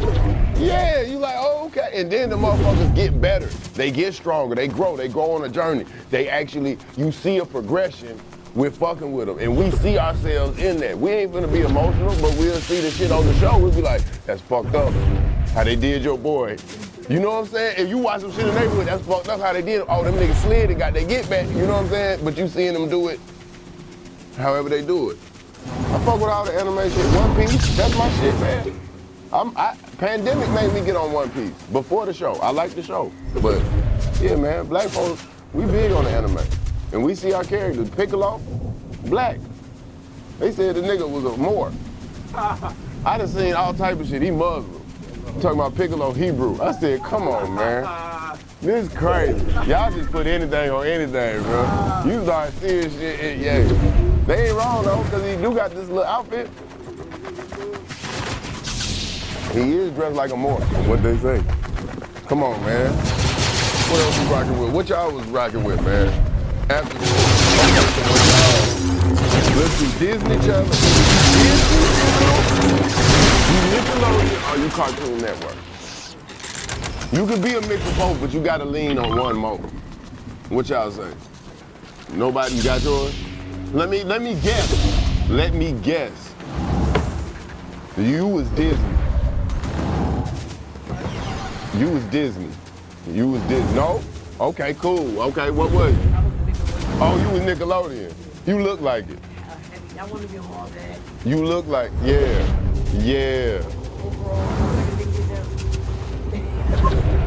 Hey, that's one of the funniest clips where Kevin Hart talking about how Nick Cannon talk because he's a Nickelodeon kid. Oh, watch out, yo. Ah! Hey, man. Karen went so crazy on that shit. That shit's so accurate. He said, that motherfucker. Yes, it's time.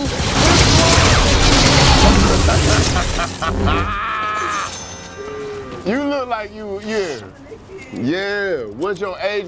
I remember when Nickelodeon was, you can't do that on television with the slime.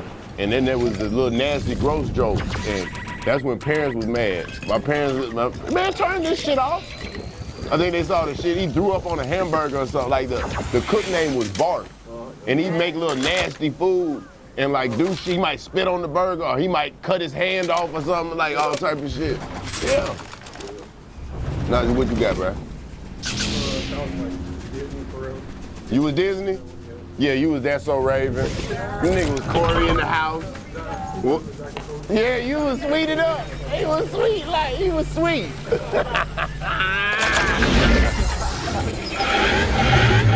Sweet Life of Zach and Cody. That's when niggas wanted to go on wacky adventures. What you got? .net.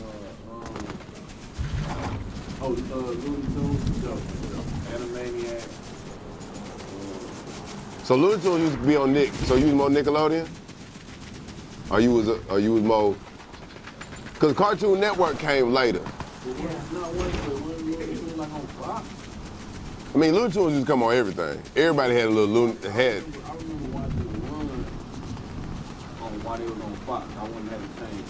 So you was after school? You was watching it in the afternoon. Okay, yeah. Man, PBS, come on, man. Sesame Street was cuz black kids. They want to try to show them kids a little something, man. Some black people, man. Shout out all the people. The one dude that was dead. I think. Yeah, they said he was too militant. He was up there. Yeah. He said, you see, these puppets are crackers. No, he pulled a nigga hand up. You see?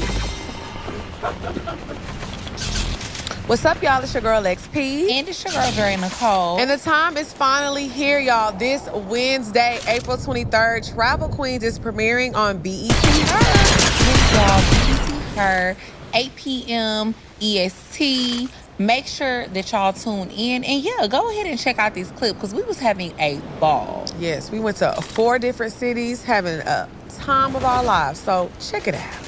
Guys ready? Yeah. I'm Dre Nicole. And I'm Lex P. And together we are Travel Queens. From Charleston to the streets of Cartagena. We're eating good. That's up my alley. drinking good. Cheers. And experiencing the beauty of different cultures. It's gonna be fun. So we're taking you to incredible destinations with a special focus on the Black experience. 2 queens, 1 globe, endless possibilities. Travel Queens, series premiere Wednesday, April 23rd at 8 on BET Her. Was you ever signed to somebody? Yeah, I was on Def Jam for a little while. I mean, what's the most expensive shit you bought when you first got the money? What's the biggest thing you like? Oh yeah, I just dropped that. I ain't really go crazy like that. You ain't go crazy? No, I ain't. Probably like just some jewelry or some shit, like, you know what I'm saying? But not even no crazy jewelry. Come on, man. Fuck. Safety. What the fuck? Now you can trip out, cause they tweaking. I feel like, bro, when if I fuck around and get like 10 million, I'ma buy a monkey. A monkey? Yeah, I always wanted a monkey. Goddamn. Yeah. Teach that nigga how to play the game. Sit on the couch how you sit on the couch right now. As a matter of fact, I'm gonna dress him up like you. I'm talking. Put a nigga on the. Leave that out there. So I always want a monkey. I'm fucking around and buy a monkey, man. I'm talking about exotic.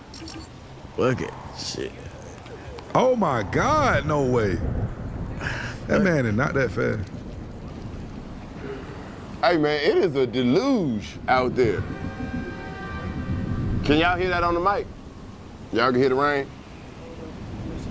Okay, good. Cause it's out there now.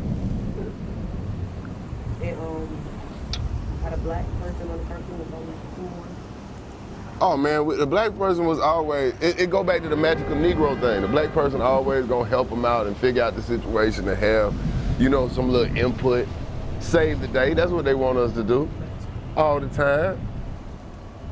Come on, man, y'all see who out there?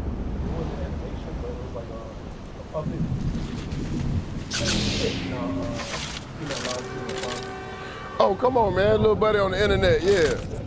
That's basically the update of my cousin Skeeter. My cousin Skeeter would have grew up. My cousin Skeeter. You can't call nobody Skeeter now. Be on no child's network. No, they tried a lot of stuff with child shit. Like, I don't even watch this shit now, man. What is all this shit? Every character got an ass crack. What kind of shit is this, man? I be watching cartoons. I remember when shit started getting weird. Around Ren and Stimpy time was when motherfuckers started getting free. Them niggas went together. I thought they was homeboy. They was boy home. Yeah, no. Go back and look. Ren and Stimpy was, man. Oh, joy. And he was abusive. He slapped the shit out. You idiot. I said, oh, this is just like a little relationship. What kind of shit is this? Remember Powder Toast Man had his nipples out. They had all type of little freaky shit. Cow and chicken. The little devil had an ass cheek. I remember when shit started getting weird, man. I watch little kid shit with my son sometimes. We done had to turn shit off. For no reason, the character started slapping his own ass. What the fuck is this? What is this?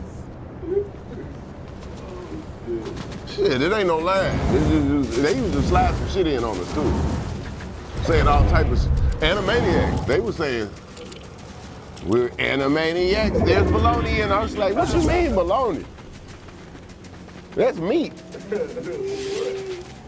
They had a joke on Animaniacs talking about fingering prints.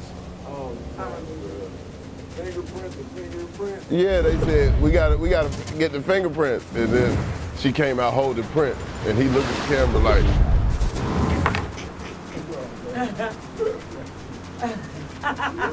Bro, these children, I know there's adult cartoons that go way crazier than we know about Family Guy and all the spin-offs. We know about The Simpsons. We know about The Archer. We know about the PJ. We know about those, but I'm talking about stuff for kids, and they sliding little grown jokes in.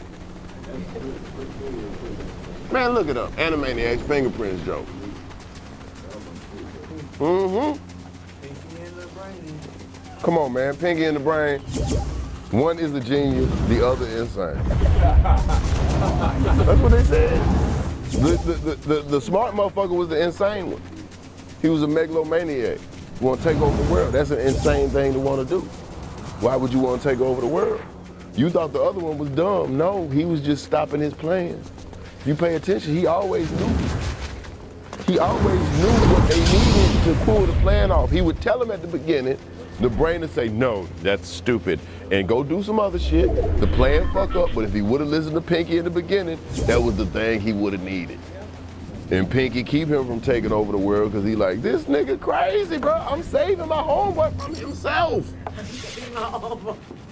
From himself, thanks. Come on, man. South Park, of course, went crazy. I think South Park do some of the wildest shit. I think they get away with it because they little cutout drawings too. Yeah. They'll have a full orgy. They'll show a booty hole on that bitch, man. They don't, but because it's little construction paper cutouts, man, they get away with anything, man. Huh? Man, they had all type of shit, man. Man became a nigger guy. Oh man, they wildin'. They wildin'. Piece of shit, man. Sometimes, but that's the thing, animation, you can sometimes get across points you might not be able to otherwise. That's why I love the Boondocks, man. To this day, Boondocks still hold a special place for all of us, man. So many quotables that if you pop up, you know where they from. Sometimes I wonder what that nigga did to make them that mad. Classic, man. All right, what else we got, man? Tom and Jerry, that was lightweight racist too. That was racist. A little racist when we saw the mammy.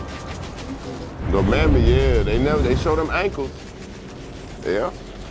And then of course he got the little voice. Is you in? Yeah. That nigga was.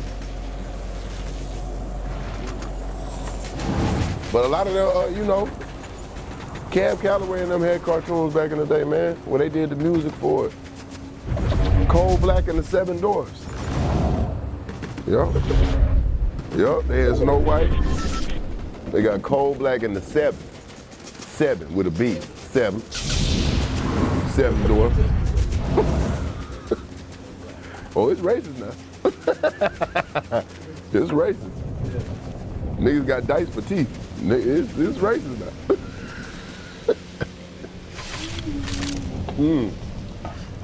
Yeah, man, what else y'all got? What else we got on here, man? Y'all see it, the Flintstones and the Jetsons. Come on, man. Same universe, rich and poor, we know that. Jetsons was in the air, Flintstones was on the ground. If you watch the movie, that's what happened. That's what happened. Where are Jets and shit? Where are the Jets and shit, bro? I want my car to be a briefcase. I want to eat a little kid, be full. A little pat of butter, full course meal. I want a robot bitch that don't look fuckable. Make her homely. Stop making, that's the problem with AI and shit. Y'all trying to make, y'all going freaky first. Don't let freaky leave nothing. That's how we all die as a species. Make a old little chunky, refrigerator-built robot. Little body, stocky, sharp edges robot. Yeah. Huh? Rude ass robot. What else we leave out? I probably left out so much. But Oh man, Popeye the Sailor Man, that's up for grabs now. You know, we can do something with Popeye. We can do something with Popeye. It launched the trailer. No, that's what I'm saying. Popeye is, once something reaches 100 years, it becomes public domain.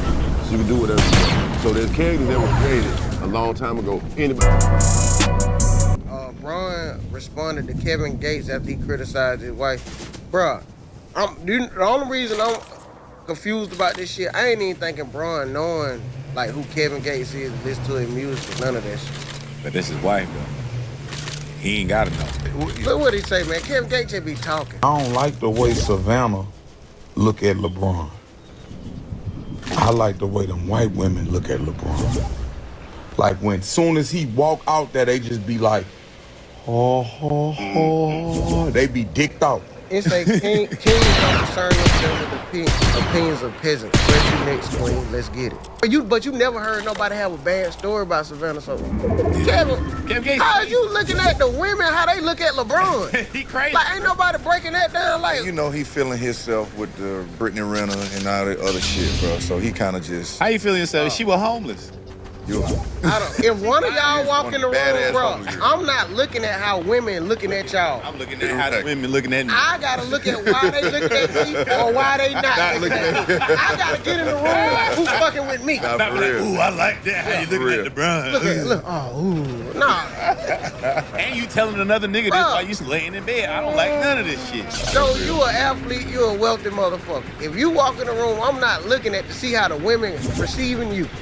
I need to go make them laugh so they can receive me the way I need to be received.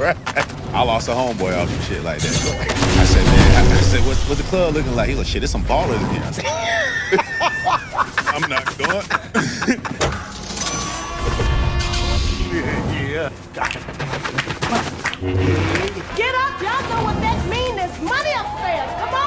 Not what I was asking my buddy. That nigga said, hell no, family. I ain't seen my dog since 04. It was copyrighted. Sherlock Holmes, at a point you couldn't. Now, he over grabs. All these old now, cartoons. Popeye. The steampunk really Mickey Mouse. Black and white. Yeah, you can use that. They lost the trademark. It expired. So yeah, Popeye's racist too. They have some racist episodes, man. Don't start digging these racist episodes, because you're going to hate everybody. Everybody that did some fucked up shit. All your favorite characters, you're like, damn, you too, Bugs Bunny? Yeah. You can see that shit in All About Christmas. When he got the episode and this little black Elmer Fudd. Hey, you bunny, you come on out of there. Yeah. Huh? Hell no, y'all stupid. Popeye bag. You stupid. That spinach to get your ass whooped. That spinach will get your ass whooped. First of all, head ass. Hey man, hey Popeye used to do, Popeye be stuck. Use the pipe to open the spinach. Suck the spinach out through the pipe. This nigga drank. Hey man, if you strong enough to break the thing through the pipe, you can get out of whatever thing you in, my brother.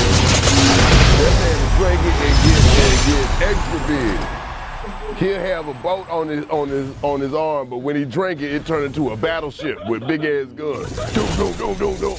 The muscles get big all the way to the top. Bing! That last one got to be a bing. Shout out Robert Harris. He said, man, I fucked around watching Popeye. Ate some spinach, thought I could kick some ass. That boy beat my ass. I said, damn, what'd you eat? He said, some hog maws. Hey. Keep these people alive, man. Hey, let me see what else, man. Oh, the best would be when the cartoons come together. If you ever got a crossover episode. Anytime they came on and got together, they had the one in the 90s to get you not to do drugs. All of them. All the cartoons. All of them. At one time. All of them. All of them. Care Bears with the Ninja Turtles. You know what I'm saying? Everybody in there. Alvin and the Chipmunks, Winnie the Pooh. I'm like, nigga, y'all ain't even drawn the same. Right. This shit is an assault to your eyeballs. You like, shh. But as a kid, you like, nigga, they all there. But surprisingly, that's the shit you would expect to see if you did. They like, look, we know what y'all want to see. We gonna give it to you, so you never have to do drugs. That's how they used to pitch drugs to children. You see all the cartoon kids. I have a TV. Let's get to it, man. What else we got? What else we leave off? Man, I left off all the action cartoons, man. All the modern stuff. Invincible go crazy. First of all, Invincible go hard. If you ain't watching Invincible, go check it out. It's bloody, it's gory, but it's still like a 90s cartoon, but just with a accelerated story. They go there. The shit hard. The shit hard. What we was talking about now? We talking about Samurai Jack? Yeah, you were saying why Samurai Jack don't have no talking. So the dude that makes Samurai Jack, he grew up in the 80s. So that's all the cartoons that was He-Man, G.I. Joe, you got Silverhawks, you got Thundercats, you got all these action cartoons where it ain't no action. The action slow as hell. If you watch them cartoons as a kid, you would watch that shit. You go back and watch it, you like, damn, they ain't fight to the last 3 minutes. And they ran off, they ain't even really fight. Like, that's how a lot of them shows was. So he said his show wasn't gonna be, fuck the story, we finna do action. But he tells story better with no words than some people do with others. He got another show called Primal. That shit crazy, go check that out. A lot of comedians working on Lil Kev, go check that out. I mean, there's so much stuff out there, man. Oh, they done brought it back. X-Men 97 go crazy. On Disney Plus, yeah, they picked up where the old one left off. Man, look like the old one, but better. We're updated. It look HD. It look like the old one. HD. The storyline crazy. You know I'm in the Marvel universe, so this is my wheelhouse with the superheroes, man. You know, we in there, yeah. We used to watch all that shit as a kid. Come on, man. The X-Men was the ones that the X-Men felt like you could be a part of that. X-Men was cool, they let you wear what you want. Other team, you gotta wear a uniform. These niggas be like, bro, I don't care. You wanna wear a one-piece suit with a brown leather jacket? Okay, bitch. Put it on, nigga. I don't know what this choke collar is, but the nigga wanna wear a trench coat, let him wear it. Beast, you just wanna wear some drawers. Hang from the ceiling in drawers. That's all right, bro. Hey, you got fur as long as you cool, you warm. Man, I told y'all before, man. X-Men, Professor X, a bitch-ass nigga, man. He a bitch-ass nigga. Made them kids go to school. But you could just tell them all the information. You got it in your mind. You a genius telepath. You can give them all the information. They gotta go through 4 years to get a bullshit to do. You just take the money. And while you in a wheelchair, man, make them niggas pick you up. Make Jean Grey float. Tell Colossus, put you on the shoulder. You know this shit, man. I fuck with it though. This shit go crazy. What we got?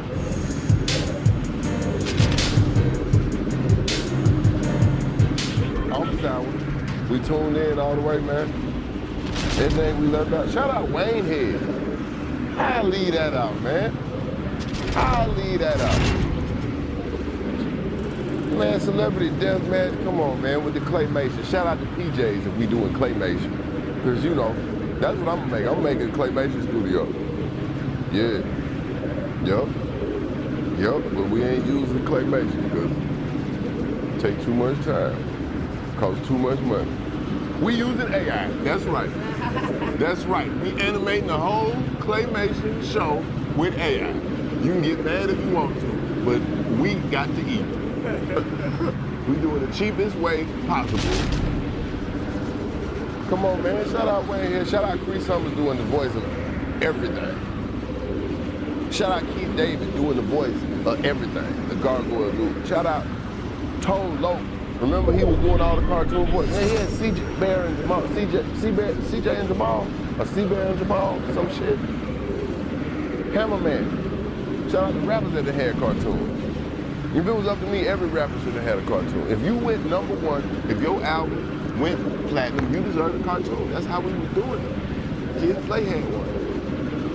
Hammer had one. I would have loved to see a DMX cartoon where he in charge of a dog shelter called Where My Dog's At, and all the different types of dogs that come together. Bruh, that shit don't come on. You mix. Come on, man. Y'all some haters, bro. Y'all wouldn't have watched that? Now we done mixed Kid and Play with Pound Puppy, but it's gritty. Cause all the dogs pit bull, all the dogs aggressive dogs. Dobermans, pit bulls, Rottweilers, and a Chihuahua that bite people too much. Cause you gotta have a little scrappy dude motherfucker. Let me at him. You gotta have one like that. You would have had everything.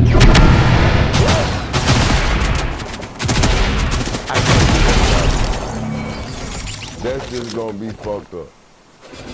That's gonna be fucked up. But he should have came out with some dog food. That shit would have been good too. That shit would have been good. He would have called it like, and that would have been the name. Dog ass boy by name. The only dog food that your dog asked for. The dog howling. Stop that howling. Get him some. And then, bruh. They don't know. Either they don't know who we be. That's how the show come on. That,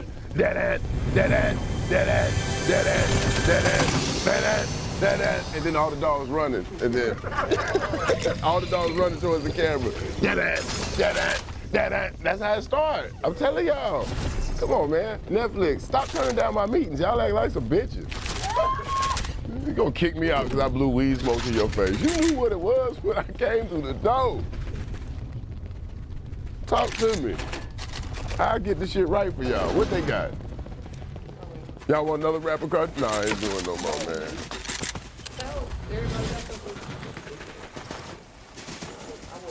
Oh, man. What? You ain't gonna watch it?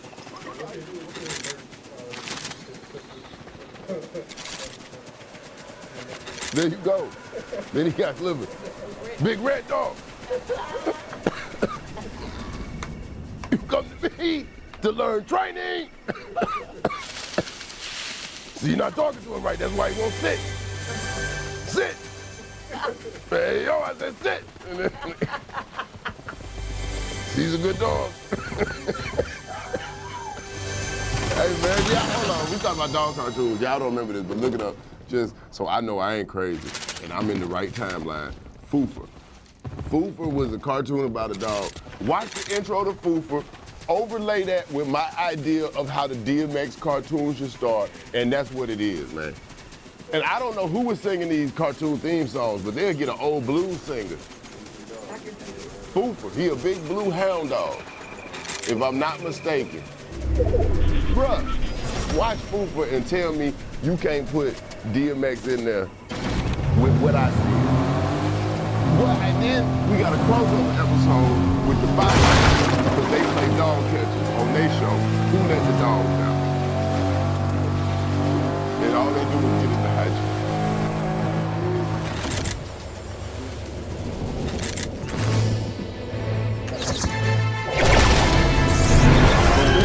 Y'all see it, right? Okay, so I ain't make it up. All right now. Cat dog. Sickest show in the world. How y'all shit? Who mouth it come out of? All right, look. See, you can't think about cartoons too long. Oh, it don't make sense. Cartoon logic, what they got?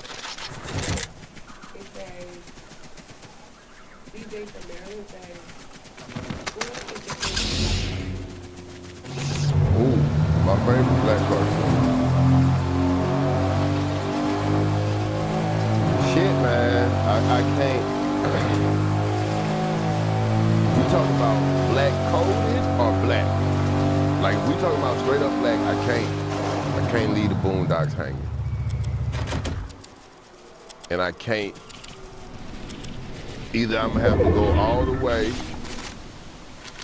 with Huey and Riley just because, and I can do that because it's Regina King doing the voices.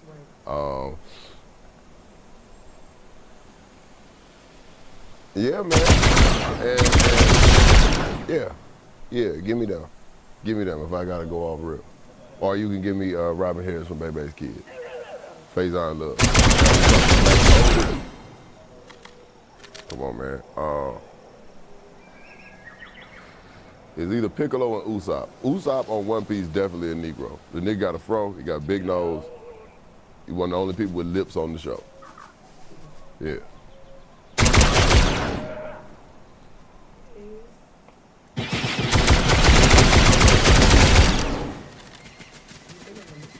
Oh no, we ain't doing this anonymous shit, man. What?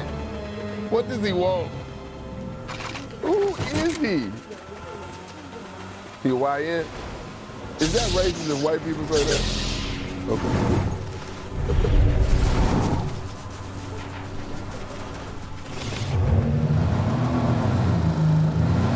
Oh, I definitely think white people. WYPIPO. White people. Oh. I want to love you. White people. It's a lot of niggas singing that, man. It's a lot of niggas singing that, man.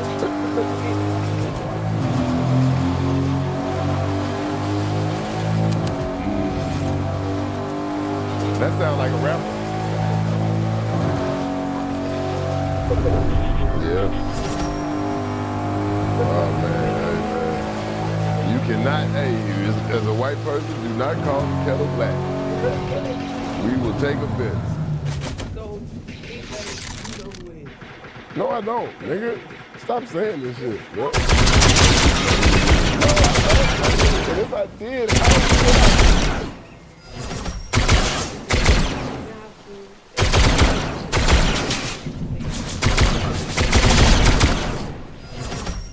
What are you not doing is what you need to ask yourself. If you got some money, then pull your little, don't go for the baddie. Go for somebody that's just gonna tell you the truth. Go for somebody, do you stink? You got money, you trapping all day. I don't know. You might got 2 jobs. You out here, are you monthly? You understand? You cleaned up. You're approaching them right. Maybe drop down. Don't shoot too high. Aim a little lower. Sometimes you gotta go get you a little motherfucker.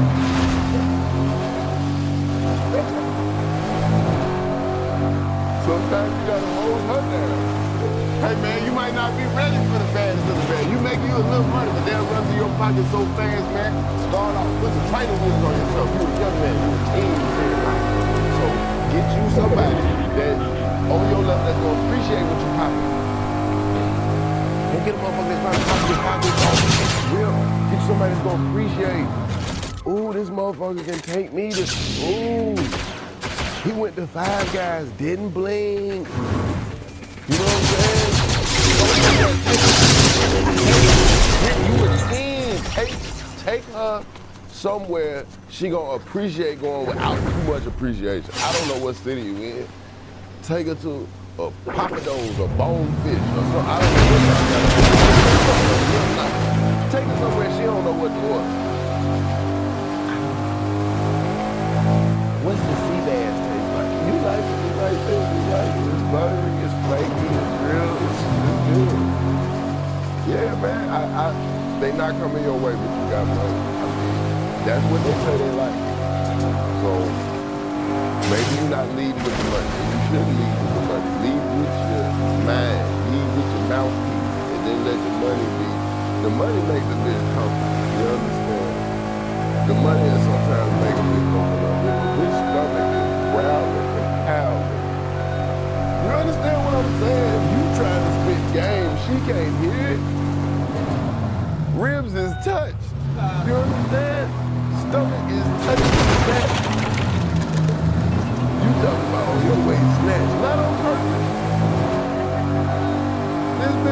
in starvation mode, man.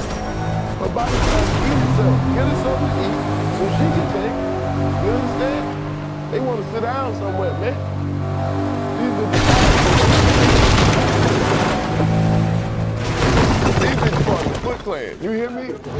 They on feet so much, so often. More often, yeah. Hey, Shredder sent them on the mission. Shout out to the Turtles, man. It wasn't one of the best shit either, man. One of the best shit. You shy. You can't be shy, man. You gotta speak up, man. But you can't be. Look, man, also, let that shit roll off, man. It's a numbers game. You understand? Don't take none of that shit personal. I know a lot of the young boys sometimes, they want to snap. Hey, man, let them, hey, move around. You know what I'm saying? Move on. Get your numbers up, brother. Shoot a lot of shots. Don't dwell on one. Oh, bitch, that's how you go act. Yeah, the bitch act like me. Move. Move. You need to get as much distance away from that bitch. Get that stench off you. Don't let nobody else see you tripping that a bitch did. Hey, man. Hey, let a bitch admire how you moved on. I know you ain't talking. I wasn't talking to you. Excuse me. Baby. And walk on. Bruh. The thing you gotta understand, if you shy, you self-conscious or whatever, everybody else is too, but they not thinking about you as much as you thinking about. All the shit you thinking about, motherfuckers ain't thinking about that. Maybe occasionally might be a passing thought, but the shit that you dwelling on, that you think they might be dwelling on, man, they not worried about that shit. Most of the time. And if you got some money, man, you can buy you a friend. No, don't do that. Don't. He anonymous. See? No, not yet. You're not to that stage yet. That's last resort. That's last ditch effort. That's we trying to protect people. You talking about going on a shooting spree. Let's get into pussy. So let's all put in. Let's take a GoFundMe to get him some pussy. He making plans to do a mass shooting. So let's calm that down. I don't think you do a mass shooting if you know you're gonna get some pussy the next day. I don't know. Well, let me see.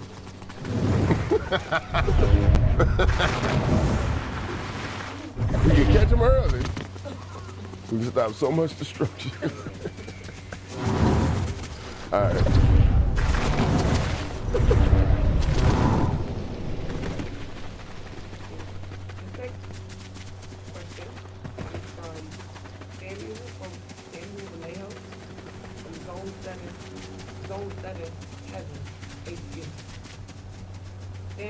Zone 7? This nigga done added a zone, nigga. That's a quarantine zone.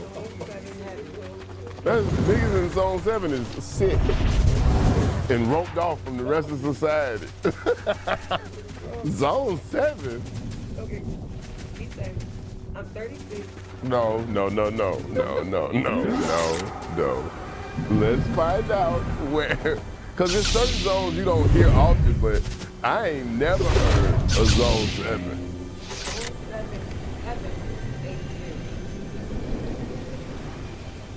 You don't hear Zone 2 a lot. You don't hear Zone 5 a lot. Zone 6, Zone 3, Zone 4. That's how you know he just adding shit on. Zone 7, heaven. When you sending this from heaven, that's where Zone 7 is. It's in heaven. All the things that died. This is the wake room. Man, I'm in Zone 7. And Zone 7 already took. Who claiming my hood I made up? No, what he said? All right, Zone 7. I'm so sorry. Zone 7, if I am unfamiliar with your game.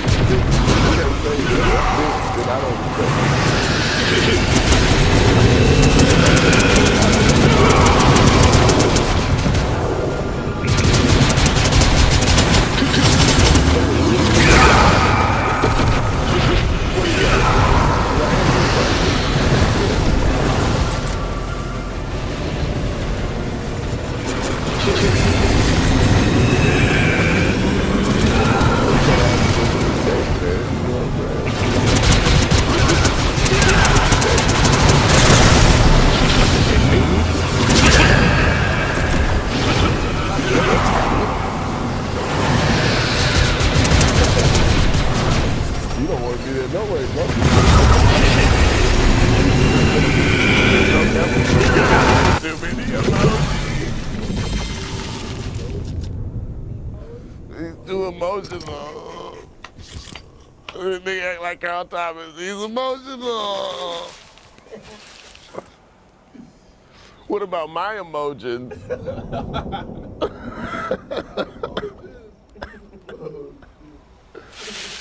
All right. We got one more? We got no more? We can go home, because it's finna smack up raining. We gotta go to the little window. We gotta go through a little window with this dry. No, go ahead. What you got?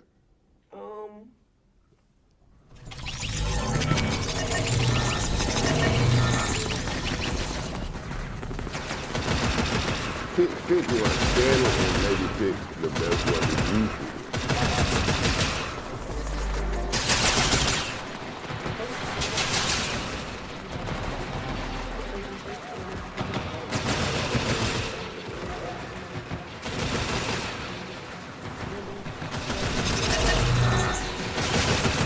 You been there. You got it. You got it.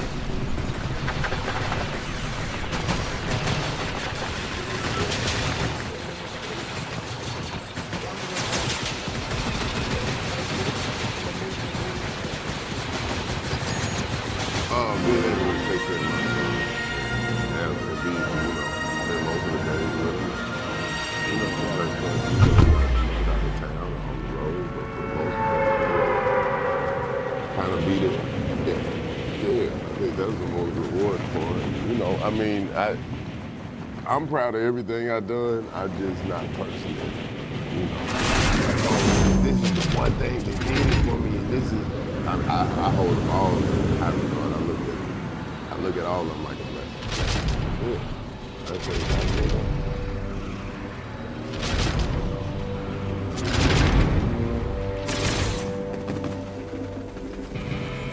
like. Come on, we halfway there. Y'all know this. I'm already in the moment. Just give me some power. I can listen. I realize in the comics, my characters, I got what? If we can come back, let me come back, and then let me come back another way with the power. That's what we want, man. That are a good little action move. If we can rock out where you can give me some power, or you can get me in an action movie, I'm in there, man. I'm not gonna do my stunts though. Let that stunt man do his job too. You did, and I'm not trying to. I can do a tuck and roll. I hit a little roll. That's it. I can do that. Huh? Oh, I'm Mike Lowry out here, man. I'm both them. I'm Mike and Martin at the same time. Because I can drive good and shoot good. And I talk good. I talk to myself. I ain't got no part. Because I'm crazy. I talk to myself. Hold on, put your seatbelt on. You right. You got this motherfucker. I know I got this motherfucker. They don't want me with another person.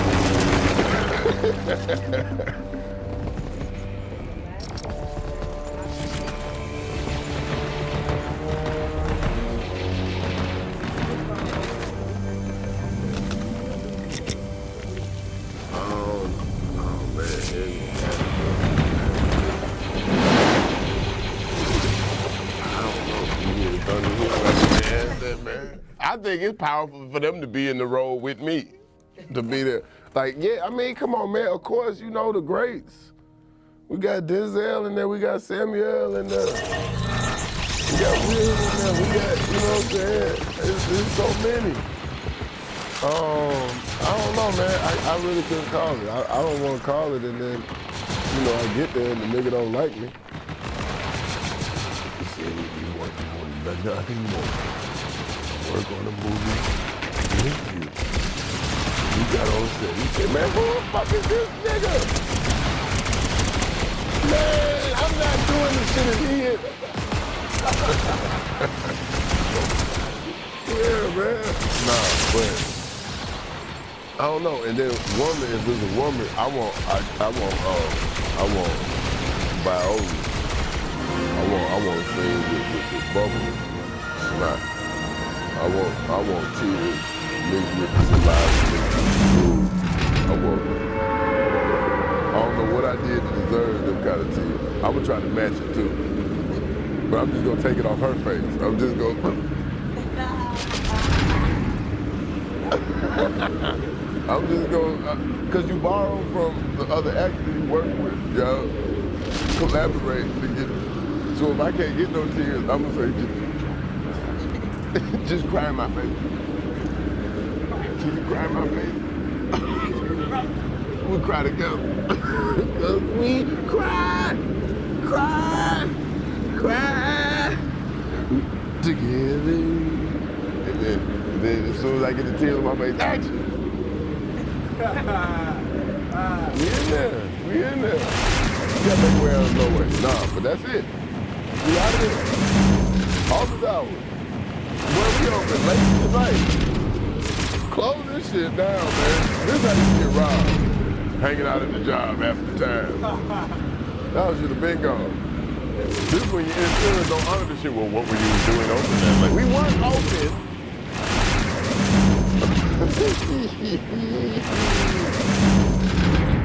I'm tired. I changed the time. That's what I'm changing the story to. I changed. I did it quick, like how they do on cartoon. I jacked it up real quick. Then I bounced the other tire off and threw it in the trunk. Sent the thing around like a boomerang, it knocked off and slapped the other one on, and I just, and then I hopped in my car revved up. You know when the car scoot up like it's been, why y'all ain't made that technology? I want my car to giddy up. Cartoon physics, best shit in the world, bro. You need that in your life. If nothing, just do the sound effect. Just get the sound. Slap a motherfucker and be like, you do it for him.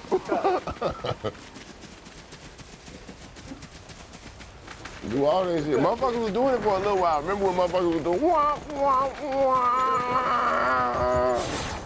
You gotta do all that shit, bro. Man. You brush your teeth, look at yourself in the mirror, please. Make the little noise, man. Put some cartoon noise in your life, man.